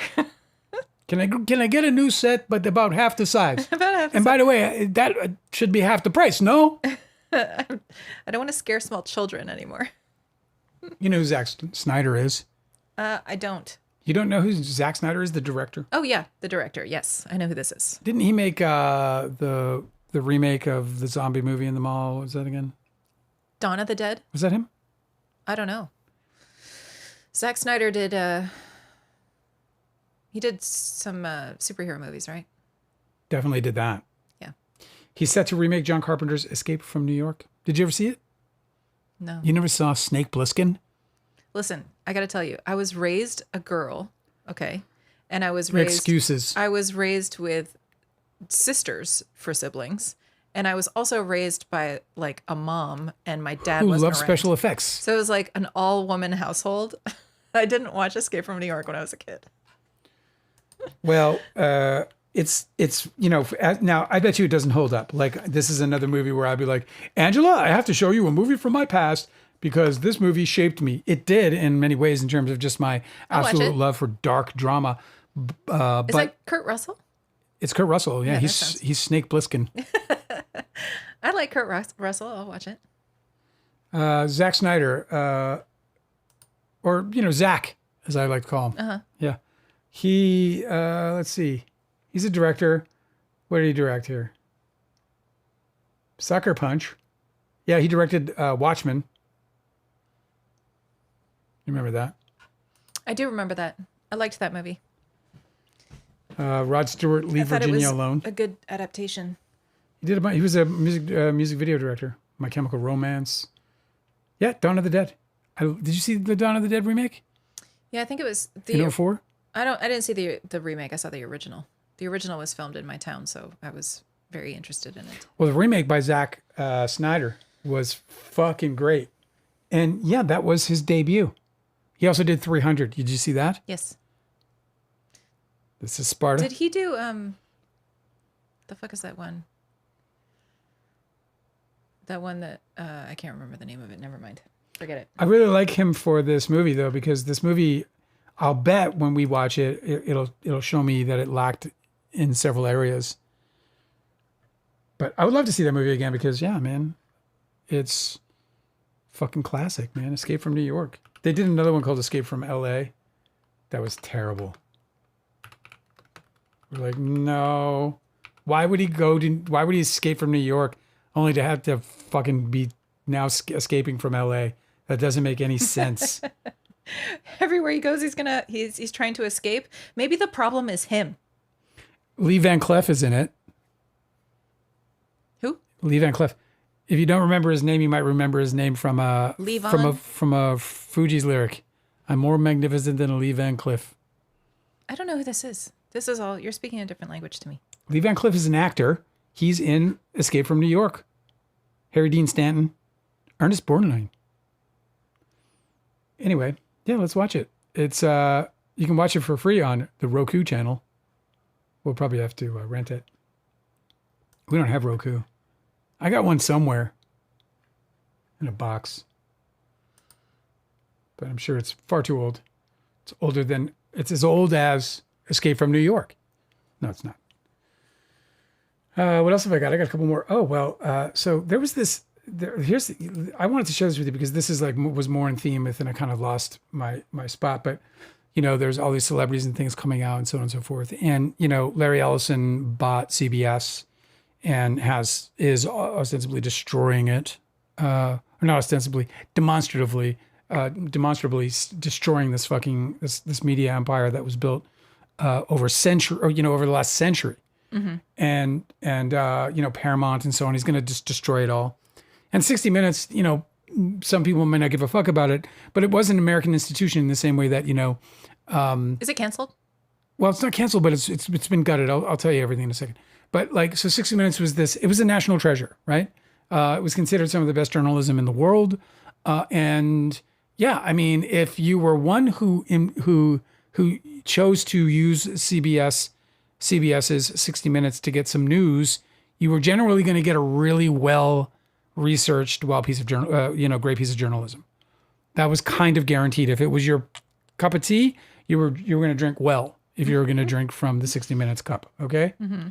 And so they got rid of everybody. They just got rid of Anderson Cooper's out, and then like a bunch of other people, producers and directors, and like the sort of leadership team is being rooted out, and they just lost their, this guy, Scott Pele, who I have to look him up actually, because I don't even know by name who he is. Because I was not one who, oh yeah, I do know who he is. Of course. Yeah. Scott Pele. He is like, you one look at him and you're like, oh, that guy. What's his last name? Pele, P-E-L-L-E-Y. Is that Pele? Like Shelley? No clue. Scott Pele? Whatever his name is. I said Pele because I don't know why, because I was like looking for some reason to do that.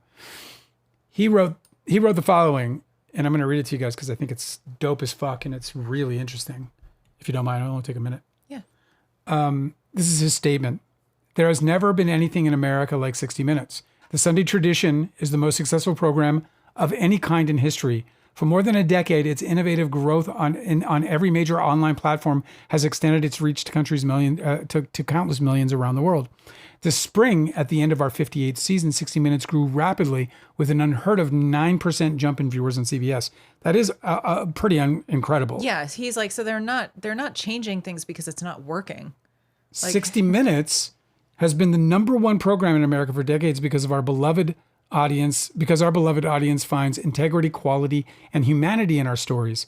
When stewardship of the program passed to my colleagues and me, our responsibility was to expand energetically into a new age of media technology while preserving the values our audience expects. Now the new owner of our network is casting its legend aside, apparently to curry a moment of favor with the Trump administration. The waste is heartbreaking. Last month, 60 Minutes lost its DNA when our entire senior leadership and two of our best on-air correspondences were cruelly fired without cause. Good people were silenced because they stood up for our audience. They stood for fairness against the forces of political bias. They stood for professionalism against chaos. For my part, new management has instructed me to inject falsehoods and bias into a politically sensitive story. I've been told to include assertions that are unverified. To date, in every case, I have managed to ignore these instructions or refuse them. Recently, politicians have been invited to choose correspondents for interviews on the broadcast. Giving politicians control over 60 Minutes interviews is not how this is done. Finally, incompetence and unprofessionalism in the new management have wreaked havoc. In a case involving one of my stories, the entire program came within 19 minutes of not making it on air at all. Oh my God. At 60 Minutes, we have fought harder than anyone knows to save the program that became an American icon. We owed that to our millions of viewers. I am deeply moved by the thousands of wishes we have received to keep up the good fight. Most of the men and women of CBS News are still in that fight, but now the collapse of values at the top has become untenable. The leadership of 60 Minutes is no longer recognizable. The principles I hold dear are gone, and so I must leave as well. Ah, damn. And then there's a paragraph of him like, doing that to himself and to the network, or to the show, to the show's past, and, tipping the hat. So he's out, And it's just, but I thought that was incredibly well written and Yeah. beautifully eloquent. I thought it mattered. Like it was important. It sort of, I think, captured the moment, Yeah, I agree. And, I'm proud of the guy. And I think that's the kind of historical kind of moments we need more of from more people who have any kind of spotlight. But this is the thing is like, there's a bunch of people who are waiting for the midterms that they're going to like turn this around. Like there's no turning this around. Like this is like, there's things that are collapsing now that aren't ever going to get rebuilt. Like, it's not like the next president will show up and like reverse all of this stuff. Like there's a lot of damage that's being done that there's no going back from. Like you can't just like fix that. No. I don't know, man. I don't know what's going to happen. So anyway, I just wanted to share that with you because I felt like really powerful. John C. Reilly tried to convince Leonardo DiCaprio to turn down Titanic and do Boogie Nights. Everyone knows the boat sinks, he said. Yeah, that's what we were all thinking when they said they were going to make a Titanic movie. Everyone's like, well, we know the ending. Everybody I knew was saying that. I wasn't. Like, it was actually Jerry Metters who told it to me. Why would you go to a movie if you know the ending already? I think it was Scott. I forget. I wrote it in the book. It's in the book. I have a great scene in the book. I call it a great scene. I have a scene in the book. I think it's a great scene. You can say it's a great scene. Where, it was a fun scene. I mean, Leo, where we hadn't seen him in a while. He just got back from Romeo and Juliet or whatever. And we all meet up at the Formosa, our kind of our usual spot. And he asked us whether he should do, Boogie Nights or Titanic. And we individually weighed in. And yeah, that's the scene that's in the book. I actually put a clip in there. I don't think anyone cares though, about it in the comments. It's not a lot of comments. But anyway, so it's just a funny thing to see. It's like, because Leo regrets it. And it's a funny, what's interesting about that is Mark Wahlberg, like his whole career was on that movie, 100%. Mm-hmm. Yeah. And he is one of the highest paid actors in Hollywood right now. Oh, so you think that there was a track? He sold his soul later. Yeah. Clearly. Well, he's doing a bunch of, he's doing everything now. Like he just is signed on to do everything. Like there's a bunch of actors that are like in literally everything right now. Like, I don't get his appeal at all. I think he's like his history makes him a terrible person for me. And then he has mediocre ability, in my opinion. I mean, I totally agree. I don't understand like an appeal. Like, I mean, I'm not a woman, so I can't like put that, sort of emphasis on it. But I can say that I don't find him particularly attractive if he is in great shape or has been in great shape or whatever. Yeah, but I thought his stupid Marky Mark thing was stupid. Yeah, I thought so too. I think everybody knew it then too. Was anybody like Marky Mark and the Funky Bunch? Yeah. Sounds pretty stupid, doesn't it? It's the stupidest thing. I love when Jerry Metters, so he came to our party. There was a party thrown for Don's Plum by this guy named Henry Days, who is now passed, who sat for an interview for the documentary that they did on me at the New York Post and on Don's Plum. He sat for an interview and they didn't put it in there because it exonerated me and everybody involved. His interview proved everything is true that we're saying. Because Leonardo DiCaprio, as you know, and people who follow the story or know about the story know, he accused us of turning a short into a feature and that he never signed up to do that. And he was pissed as soon as he found out. But Henry Days... But Henry Days throws a party, which is after the screening where you showed DiCaprio the fully finished feature and film. His agents. And his agents. Yes, and they all approved. I know. And so you guys are all partying and together. And that party was to celebrate that. Right. And so Henry Days can tell anybody, like, yeah, they were all together at the party and everybody was having a great time. DiCaprio was not angry about the situation. That was a story that he constructed in order to get out of a lawsuit that he was not going to win if he didn't construct some sort of false story. Why'd you bring that up? Mark Wahlberg was at that party. Oh. And did he bring the Funky Bunch? No, he didn't. But I just remember it so distinctly because I just fucking busted out laughing because I was standing next to Jerry Metters. And Jerry looked at him. And he was like, because it's like a house, it's like everybody's in close quarters. So he looks over at him and he's like across the room. And Jerry looks at me and he goes, Dale, is that Marky Mark? Marky Mark.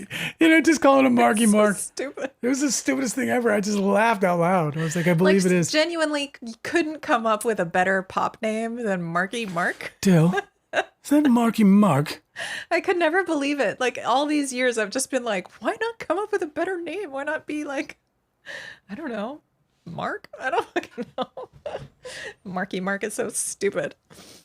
Anyway, Marky Mark got the fucking role, and he's lived. I think Leo would have lived a richer life. Too. I don't think DiCaprio would have been good in that movie at all. Oh, I think he would have been great. You wouldn't know about Mark Wahlberg's performance in it, and yes, Mark Wahlberg did it fine. About I didn't think he was DiCaprio. amazing, but he did fine. DiCaprio was scrawny and like virginal, and like I don't know why. I mean, like a Tiger Beat, attractive, I guess. Like he was on like teen magazines and stuff. Right? Because he looked like a fucking teenager. Not at that time. But the whole thing is there's scenes in Boogie Nights where people are supposed to watch Marky Mark perform a porn scene, and they're all supposed to be transfixed at the raw masculine power of this man doing. It's a Sabrina. It would have been a Sabrina Carpenter moment. He's supposed to be like born in the sauce type shit, And so I just don't think that would have ever been able to. You'd have to suspend disbelief all over the fucking place in order to think that DiCaprio is going to have that kind of effect on people in that movie. Well, I couldn't disagree with you more. You gotta cast somebody with muscles at least. I couldn't disagree with you more. Also, he would have. You think his scrawny little fucking like spider, like spider leg fucking arms and legs would have passed in that role? I think he would have pulled it off in a way that you look again. You wouldn't know Mark Wahlberg's performance. You wouldn't know it. So you wouldn't have that reference. And Leo is a damn fine actor. The guy is my fucking absolute nemesis. Yeah, but in he life. would have had to bulk up at least. He would have had to like be manly. I mean, so they put him. They'll work him out for 6 months. Can you imagine? They'll put him in a gym. Can you imagine if like, did DiCaprio ever do a role where he was muscle bound ever? Well, I mean, he looked fine in The Beach. He's like a scrawny kid. What are you talking about? He looked fine. It wasn't like I'm not. Like, I understand that you might have a preference, more manly preference. No, I'm Some talking about women the don't role. want to be smothered. I'm talking about the scene where where the camera pans everybody behind the scenes of their porn shoot, and the look on everybody's faces as they're transfixed at the performance of Dirk Diggler in his inaugural film shoot, where he's like, they're basically like, this guy is like gifted. You know what I mean? Yeah. It just wouldn't have worked. Anyway, I have another story for you. John C. Reilly. I didn't even know that Leo knew that guy. They probably all know each other. It's like a high school. But I don't know how John C. because John C. Reilly was John C. Reilly in Boogie Nights. Yes. Oh, that's why he was trying to convince Leo to turn down Titanic. That makes sense. John C. Reilly in Boogie Nights. Was he? He was in Magnolia. He was like one of the main characters in Magnolia. Yeah, which came after. He's in Boogie Nights. He is, right? I just can't picture him.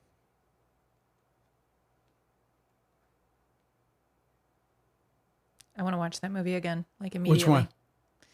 Boogie Nights. It's so Yes, good. he was Reed Rothschild. Yes, it's fantastic. So that's why he was trying to convince him. That's why.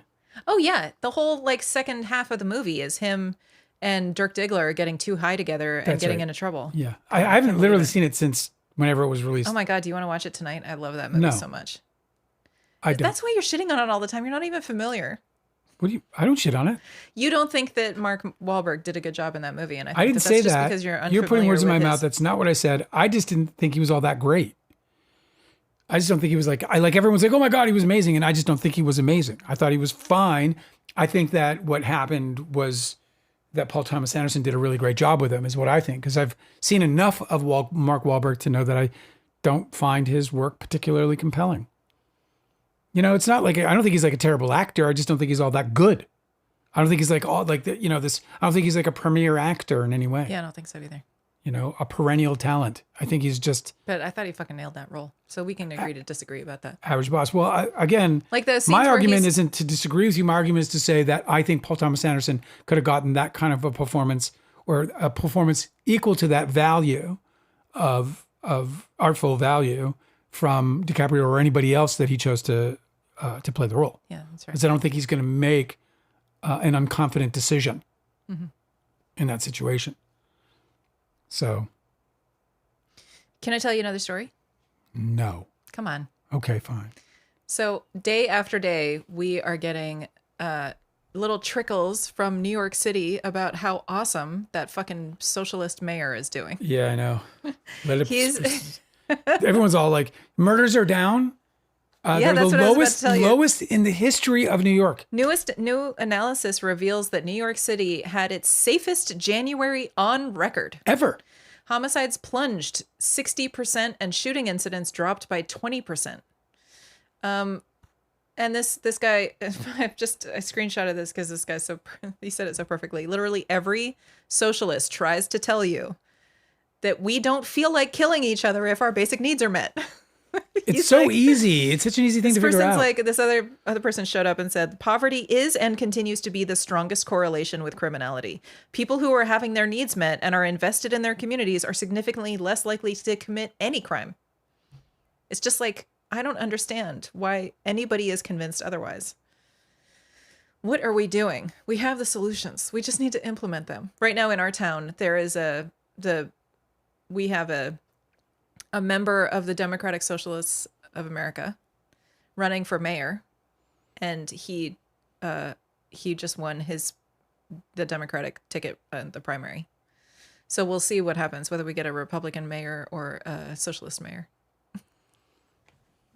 Black guys are running in the Republican yes seat. So it might split the Democratic vote. And we've never had a black mayor. So they've never had a black mayor. Everyone's excited about that idea. And yes, it's just but why is that? Why are we talking about that? But we have one neighbor in our neighborhood who was displaying his Trump lawn sign until like the very last minute. Like he has been a Trumper for years and years and years. He's a diehard.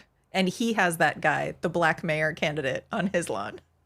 And I'm just like, you guys can't let this guy win. Yeah, it's weird.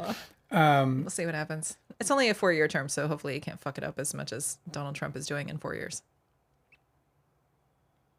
We'll see. What does FMD mean?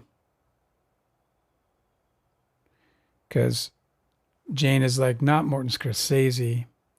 The best man at my wedding was Peter Pound, the storyboard artist for Mad Max, Babe, The Crow, etc. No AI will replace his genius. Well, that's amazing, Jane. So you're in the business, okay? She's Raccoon. Archival Raccoon was like, "That's so cool," and she was like, "Yeah, it is." He painted insane artwork when each of my kids were born too. Oh, that's dope. That's so great. Yeah, my brother's an amazing artist, but yeah, he does. He's not so kind. Well, he also Not to me anyway. He doesn't like to do art for other people, for people that aren't paying him because he's apparently slow. You said, right? So he's like, I don't have the time. I can't just be making gifts for people. He did. But if you're a storyboard artist, you're good at doing it fast. He did my wife and I, actually, my former wife. Mm-hmm. He did us for our invitations. Oh, that's nice. Yeah. Did they look good? Yeah. It was amazing. It was exact likenesses. Yeah. Must be amazing to be able to draw like that. I suppose. Yeah. I mean, I just use AI. No, you don't. I'm really good at it. You should see the work I do now. I'm a better artist because I use AI. Yesterday I couldn't draw anything, but now I can draw you in perfect detail. I know. Yeah. It'll take me 2 seconds. Absolutely. Perfect likeness. I don't even have to buy a pen. No, I don't even, I can do it while I'm doing other things. Like I can make you some popcorn while at the same time drawing you. All I have to do is smash the keyboard like this, and then it's generated like magic. Perfect artistry. I'm such a great artist. We didn't get to, do you want to read it for 20 minutes? Yes, well, I suppose. I mean, you put it on the thumbnail. I guess we have to deliver. Shall I? I'm going to stop doing that. I have one last story that I want to share because I just want to unsave it. But it's a really heartwarming story, so it'll be nice. Oh, we love those. Huh? You love those? We love those. Dolly Parton, speaking about her Imagination Library program that Republicans defunded, she said that her daddy, you can just hear her say that right there, right? My daddy was the smartest man that, I'll quote, she says, my daddy was the smartest man I ever knew, I have ever known, but I knew his inability to read properly kept him from seeing all of his dreams come true. Inspiring kids to love read became my mission. Inspiring kids to love to read became her mission. Isn't that so amazing? Like how she was like, I'm not going to let another daughter see her dad not be everything he could be because it's something as fixable as learning to read. And you got to do it when you're young. Anyway, so I just think Dolly Parton is just like... Isn't she the greatest? She's just one of the greatest of all time, yeah. I am not going to read from this today. I love that I've had her in my life, my whole life. Like I grew up on Dolly Parton. Isn't it wonderful Yeah. that we exist on Earth at a time that happened to line up with Dolly Parton's time on Earth? Yeah. I feel that way about a lot of the artists that we've gotten to appreciate. Me too, dude. Leonard Cohen. I mean, forget about it. Like, that's crazy to me. Like, I could feel so lucky because he'll go down as one of the greatest of all time. I mean, he'll be up there with Dylan, who we also got to live through or with. Like if we lived so our many whole others. lives and died while like Prince was a kid, we never would have gotten to know Prince Who do you think, if you can, or David Bowie. can you, I don't know if you can answer this question. If you guys can answer this question, I want to hear you guys answer it too. But who do you think who's been the greatest living artist in your lifetime? So this would be you guys sharing the same planet, the same timeline. At any point, it doesn't matter. I don't care at what point. Who's like the greatest Living artist in our lifetime? that you can think of? It's too big of a question, isn't it? It's too big. It's just like so easy to leave out like people you never even heard of. Not to mention like Basquiat or I don't know, I mean, I really like Sly Stone, and apparently he influenced a lot of music. he did Prince. Yep. D'Angelo. Yeah. Well, yeah. You can't. Anybody inspired by Prince was inspired by Yeah, that's right. I don't know. What's your answer? What's your answer to that question? Yeah, it's so difficult. Of all artists? Yeah, I guess if you could, like, if it's music, I would probably go with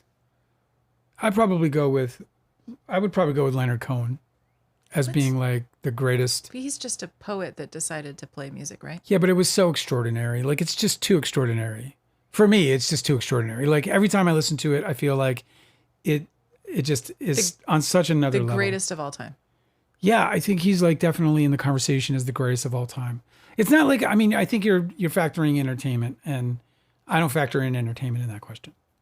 Although I'm deeply entertained, but not in a way that is like, I'm deeply entertained because it's like reading a good book. Like listening to Leonard Cohen is like reading a great book where you just cannot believe somebody could put together such exquisite lyrics. It's so funny too, because like he wasn't always on, he had his bad moments, not just in his records, but in his books.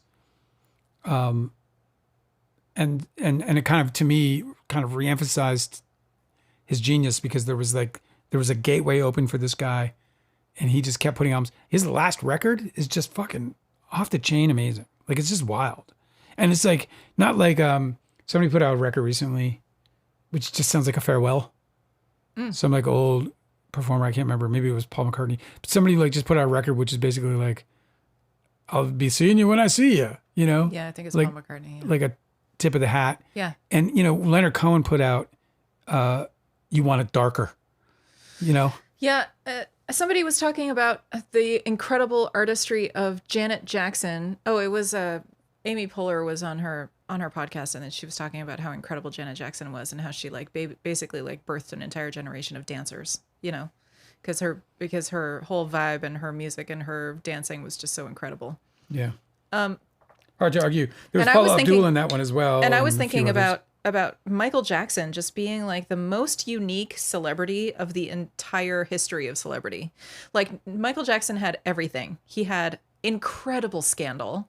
He had a totally freakish transformation. Like, that's really fucking unique, It is. Like, a lot of celebrities did that. Like, Zsa Zsa Gabor turned into a plastic surgery monster. Like, that happens a lot. But not the way that Michael Jackson did. No. With all of the insane artistry. Nobody could ever argue that he wasn't, like, an incredibly talented artist. No, he was a prodigy. Yes, and that he was... did you ever see that footage of him rehearsing where he is... or no, sorry, it was an audio recording of him basically like beatboxing the song to the He couldn't to the play. musicians. He couldn't play an instrument. He didn't know how to read music. Yes, I know, but so he could. But he was pitch he heard perfect. it. He was pitch perfect. So he could sit there and he could like play the instrument. He could play you what he wants to hear on the guitar. He could. He was just. That he also came from this like really intense upbringing where he was basically like tortured into being like a entertainment robot, and then he completely rode that the entire rest of his life into like astronomical. I don't know that people who are young today know about what it was like to be young when Michael Jackson was at his peak of fame in his career. It's never happened before or since. Like, I don't think that anybody has been as famous as Michael Jackson. Listen, the Thriller album, when I finally bought that record because I was like, all right already. Yeah. When I bought that record, I can't remember when that came out, like 82 or whatever it was. I don't even know. But when I finally got the record, I thought it was a greatest hits album. And it wasn't. No. Yeah, he had the best people working for him. Thriller was released, November 3rd, 30th, 1982. So I guess if you're going to say, like, who's the greatest artist of all time that is alive in our lifetime. Yeah, but you're would measuring probably, it by like that kind of success. What you would probably do is look at who's producing all of these fucking records, because that is probably the greatest artist. You know? Yeah. Like, who's the through line that made this whole sound, you know? Like, hit after hit. Who's got the most Grammys for producing? But yeah, and also that, like, Michael Jackson had the biggest scandal ever. Like, the biggest downfall, the biggest scandal, the weirdest, like, Hollywood death. Like, all of those things belong to him alone. He's just, like, such an iconic character in all of these ways.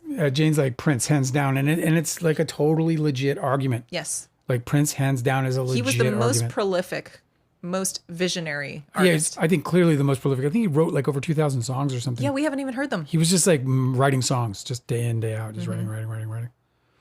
It's like I always thought that like Willie Nelson, like there's another guy, by the way. Another guy, yeah. We're around while Willie Nelson is around. Not only were we around, he wrote Patsy Cline's Crying. Yeah, Chris Christopherson too. Didn't he write like he did everybody's hits? Not like to the extent of not like Willie Nelson. Not Willie Nelson.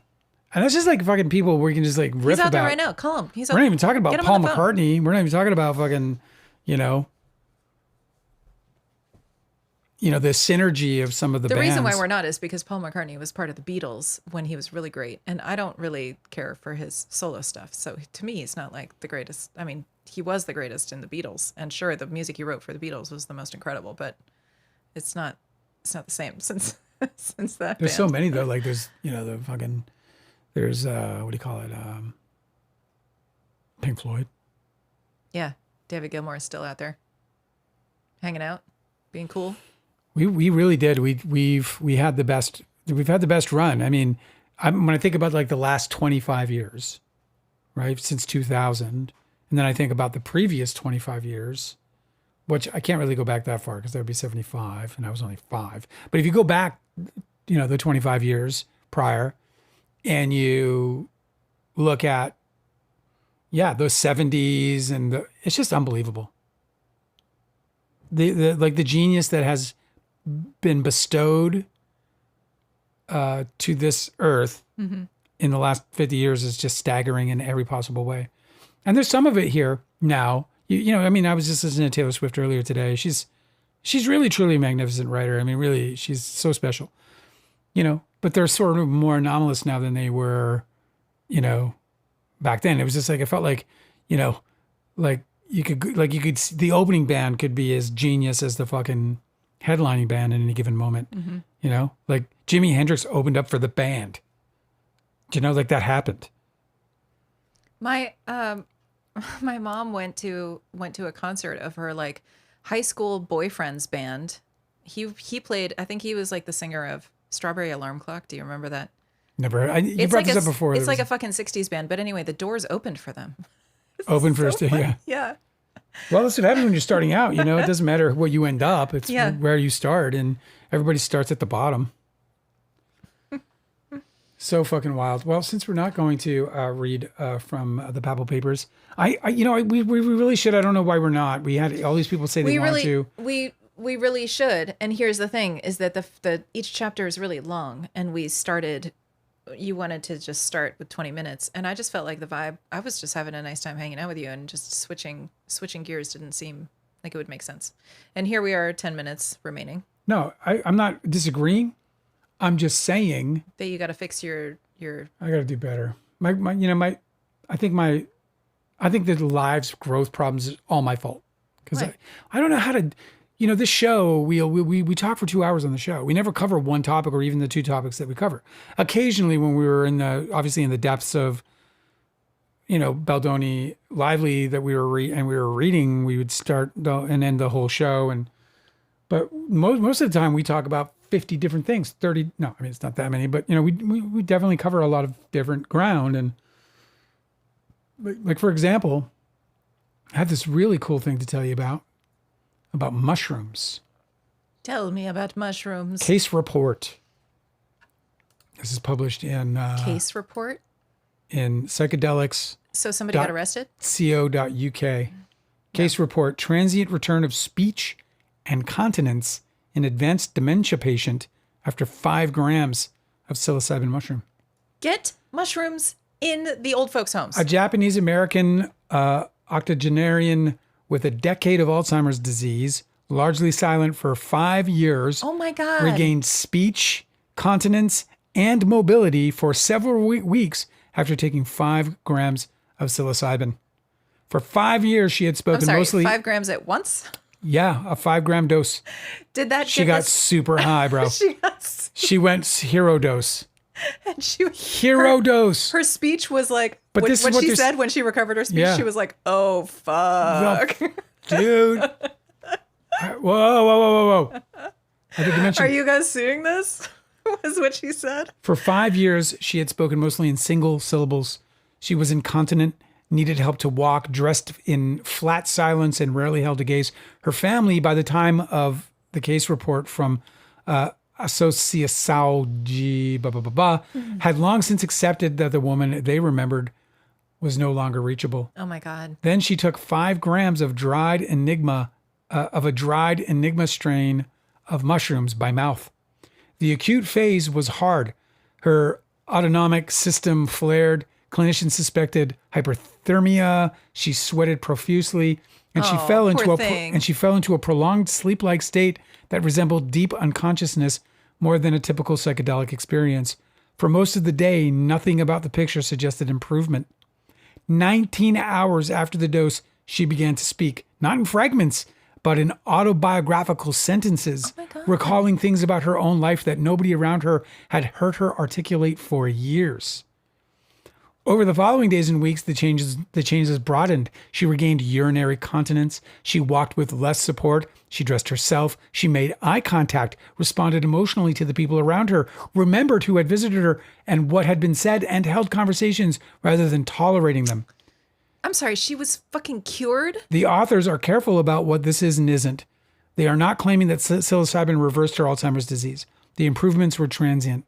And the underlying neurodegeneration has not gone anywhere. Get her another dose. Functional capacities thought to have been lost in late-stage dementia may not be entirely lost, but inaccessible, and a strong enough neuromodulatory event can briefly let them through.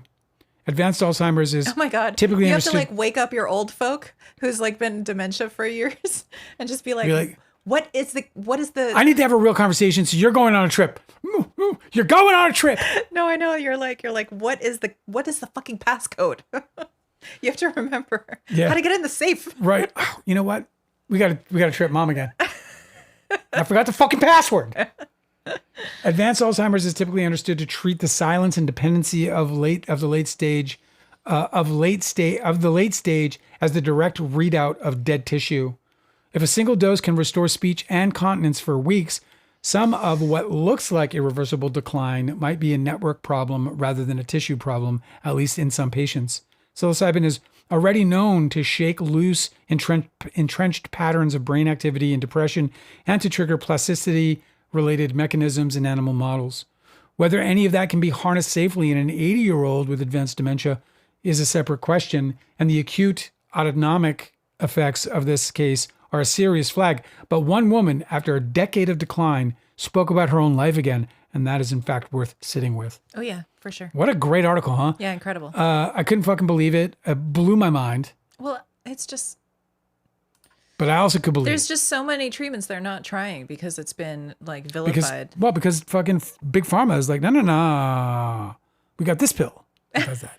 Right. You know, also, This one comes from a factory. That one comes from the land. You can't eat that. also, like, you know, the problem with science sometimes is that science is going to look for something that isn't there because they're going to try to find a precise reason. They're not going to take the whole event into consideration, or they might not. I can say, what do I know? I'm not a scientist, but what I fear is that science, while trying to dissect this situation, will instead miss the sort of the synthesis of it. You know, like I really think that there's more than just the dose happening, and more than just whatever of the components in that dose that are triggering the trip. You know, I mean, I think it's all a balance. I think what makes them so magical isn't that, isn't that they have psilocybin as one single component. You know, I think there's more to it than that. You know, while that might be the driving component, you know, in the same way that like nobody knew what CBD was. Yeah. You know. Right. And that's what I'm saying. Like they'll try and scientifically, like they'll like it. Just the only thing that I fear is that, you know, it's like just dose Granny, just dose her, just give her the fucking hero dose. Right. She'll go into the coma and she'll come out of it kicking heels. It was such a shame that they said that she sweat a lot at first because that means she was so uncomfortable. The poor thing. She was already uncomfortable. Yeah, I know. This time she was sweating It uncomfortable. was so sad. She was incontinent. But can you imagine tripping your balls off and being like super sweaty? I just love that she comes out of it like, so what's going on, guys? What I miss? You know what? I feel like a hot dog. I haven't had a hot dog in a long fucking time. Somebody give me a hot dog.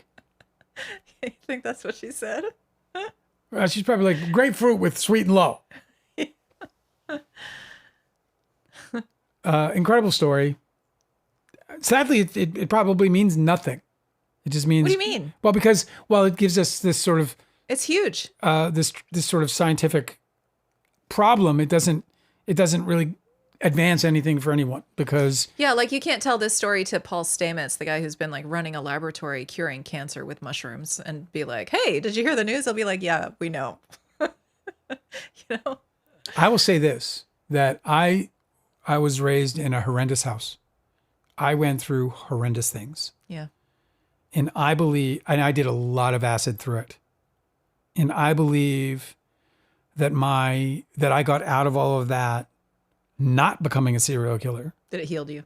because because I mean, you go to that place which feels like you're sort of reuniting with the universal energy.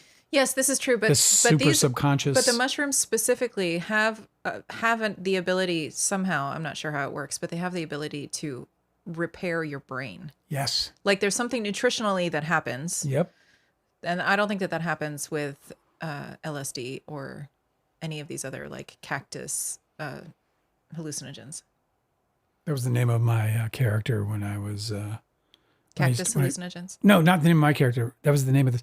So I used to play a shaman on World of Warcraft. It's cute you say shaman. That's very Canadian. Shaman. No, Shaman. it's adorable. Shaman. You did what? We call them chamois. I was playing a shaman. Shamoon.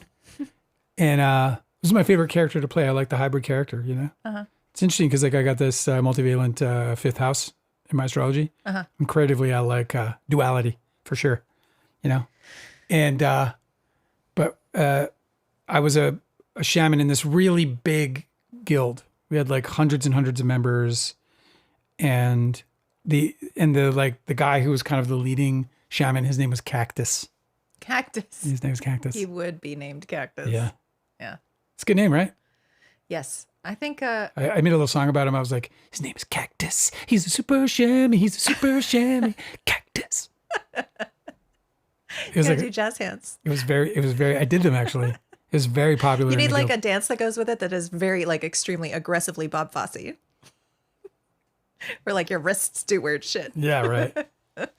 I think that we're there's going to be a lot of breakthroughs with this section of medicine. I think. It's got to be. I think happening. that the astrology of the outer planets is saying as much. Huh. I like this whole. I mean, it makes sense with that with the sort of Neptune and. Here's what I think. Here's my prediction. No, I think well, especially there's that sextile right now. Yeah. So there's the sextile from that Pluto to that Neptune. Right. And that's really powerful, man. That's like really like transformative shit happening. And the trine has begun, by the way. That's the beginning of it. The Gemini Uranus trine with Pluto has begun. I don't know what's going to happen within like 14 years, but that's how long it takes for Neptune to move out of Aries and into Taurus. Yeah. And when Neptune is in Taurus and I wish I was younger when that happens. Huh? I wish I was a lot younger when that happens. When Neptune moves into Taurus and then Pluto is still in Aquarius, I think that there's going to be huge, massive breakthroughs. I agree. I think that's 14 years from now. So it's a minute. They could be doing the studies now, and then it could be like mass adoption. Yeah, then. A lot of those seeds could be getting planted for sure, especially in those like in the early ingresses of these major movements with Pluto and it's all like a lot of breakthrough energy. And, there's like a lot of rough roading in there too. Like there's a lot of, there's a lot of off-road, fuck your tires up situations. But yeah. And like, who knows what the world is even going to look like in a few years, like everything's yeah, we'll see. Changing so much. There's a lot of really crazy energy right now. It's showing up in the charts. You can see it in the astrology and, it's really fucking amazing. What was so cool is Angela and I are reading these books right now. And in this book, they were talking about how, astrology was basically just fucking toast until there was this resurgence on the William Lilly book, Christian Astrology, which is basically a horary book, which is a certain branch of astrology. But because that showed the complexity and the depth of what was at that point basically lost in terms of the system and the ancient. The ancient wisdom. And, but yeah, it was like, that got republished in like 84 or something.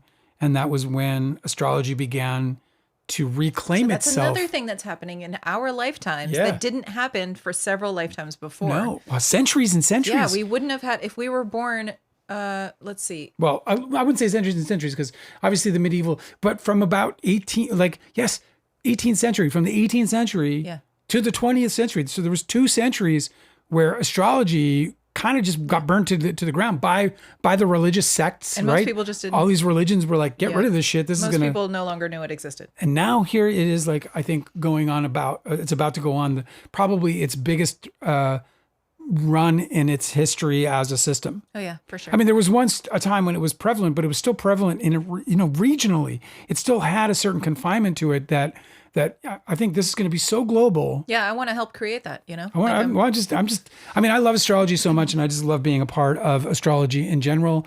And I love reading about its history and understanding the depth of the wisdom. Said that it goes back as far as 30,000 years ago, BCE. Yeah. And I'm like, that's fucking dope that what we're doing was being practiced then. That's the whole like astrology really began with agriculture and understanding the moon and the cycle of the moon, so they could understand what time was passing and when, and so they could plan crops. So it was, astrology became this sort of ebb and flow that we needed to rely on in order to be able to feed a growing population.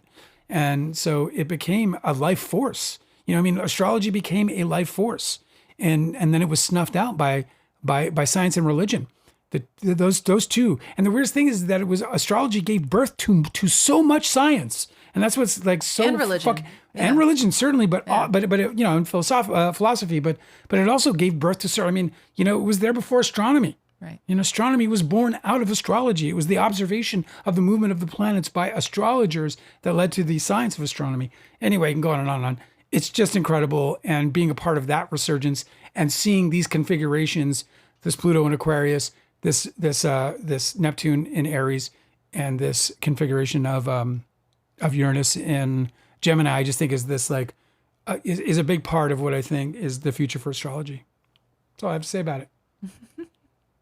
We didn't talk about much about astrology today, so don't give me a hard time. No, I'm not. Who's giving you a hard time? You are. You're giving me a hard time. You're giving me the eyes, the evil eyes.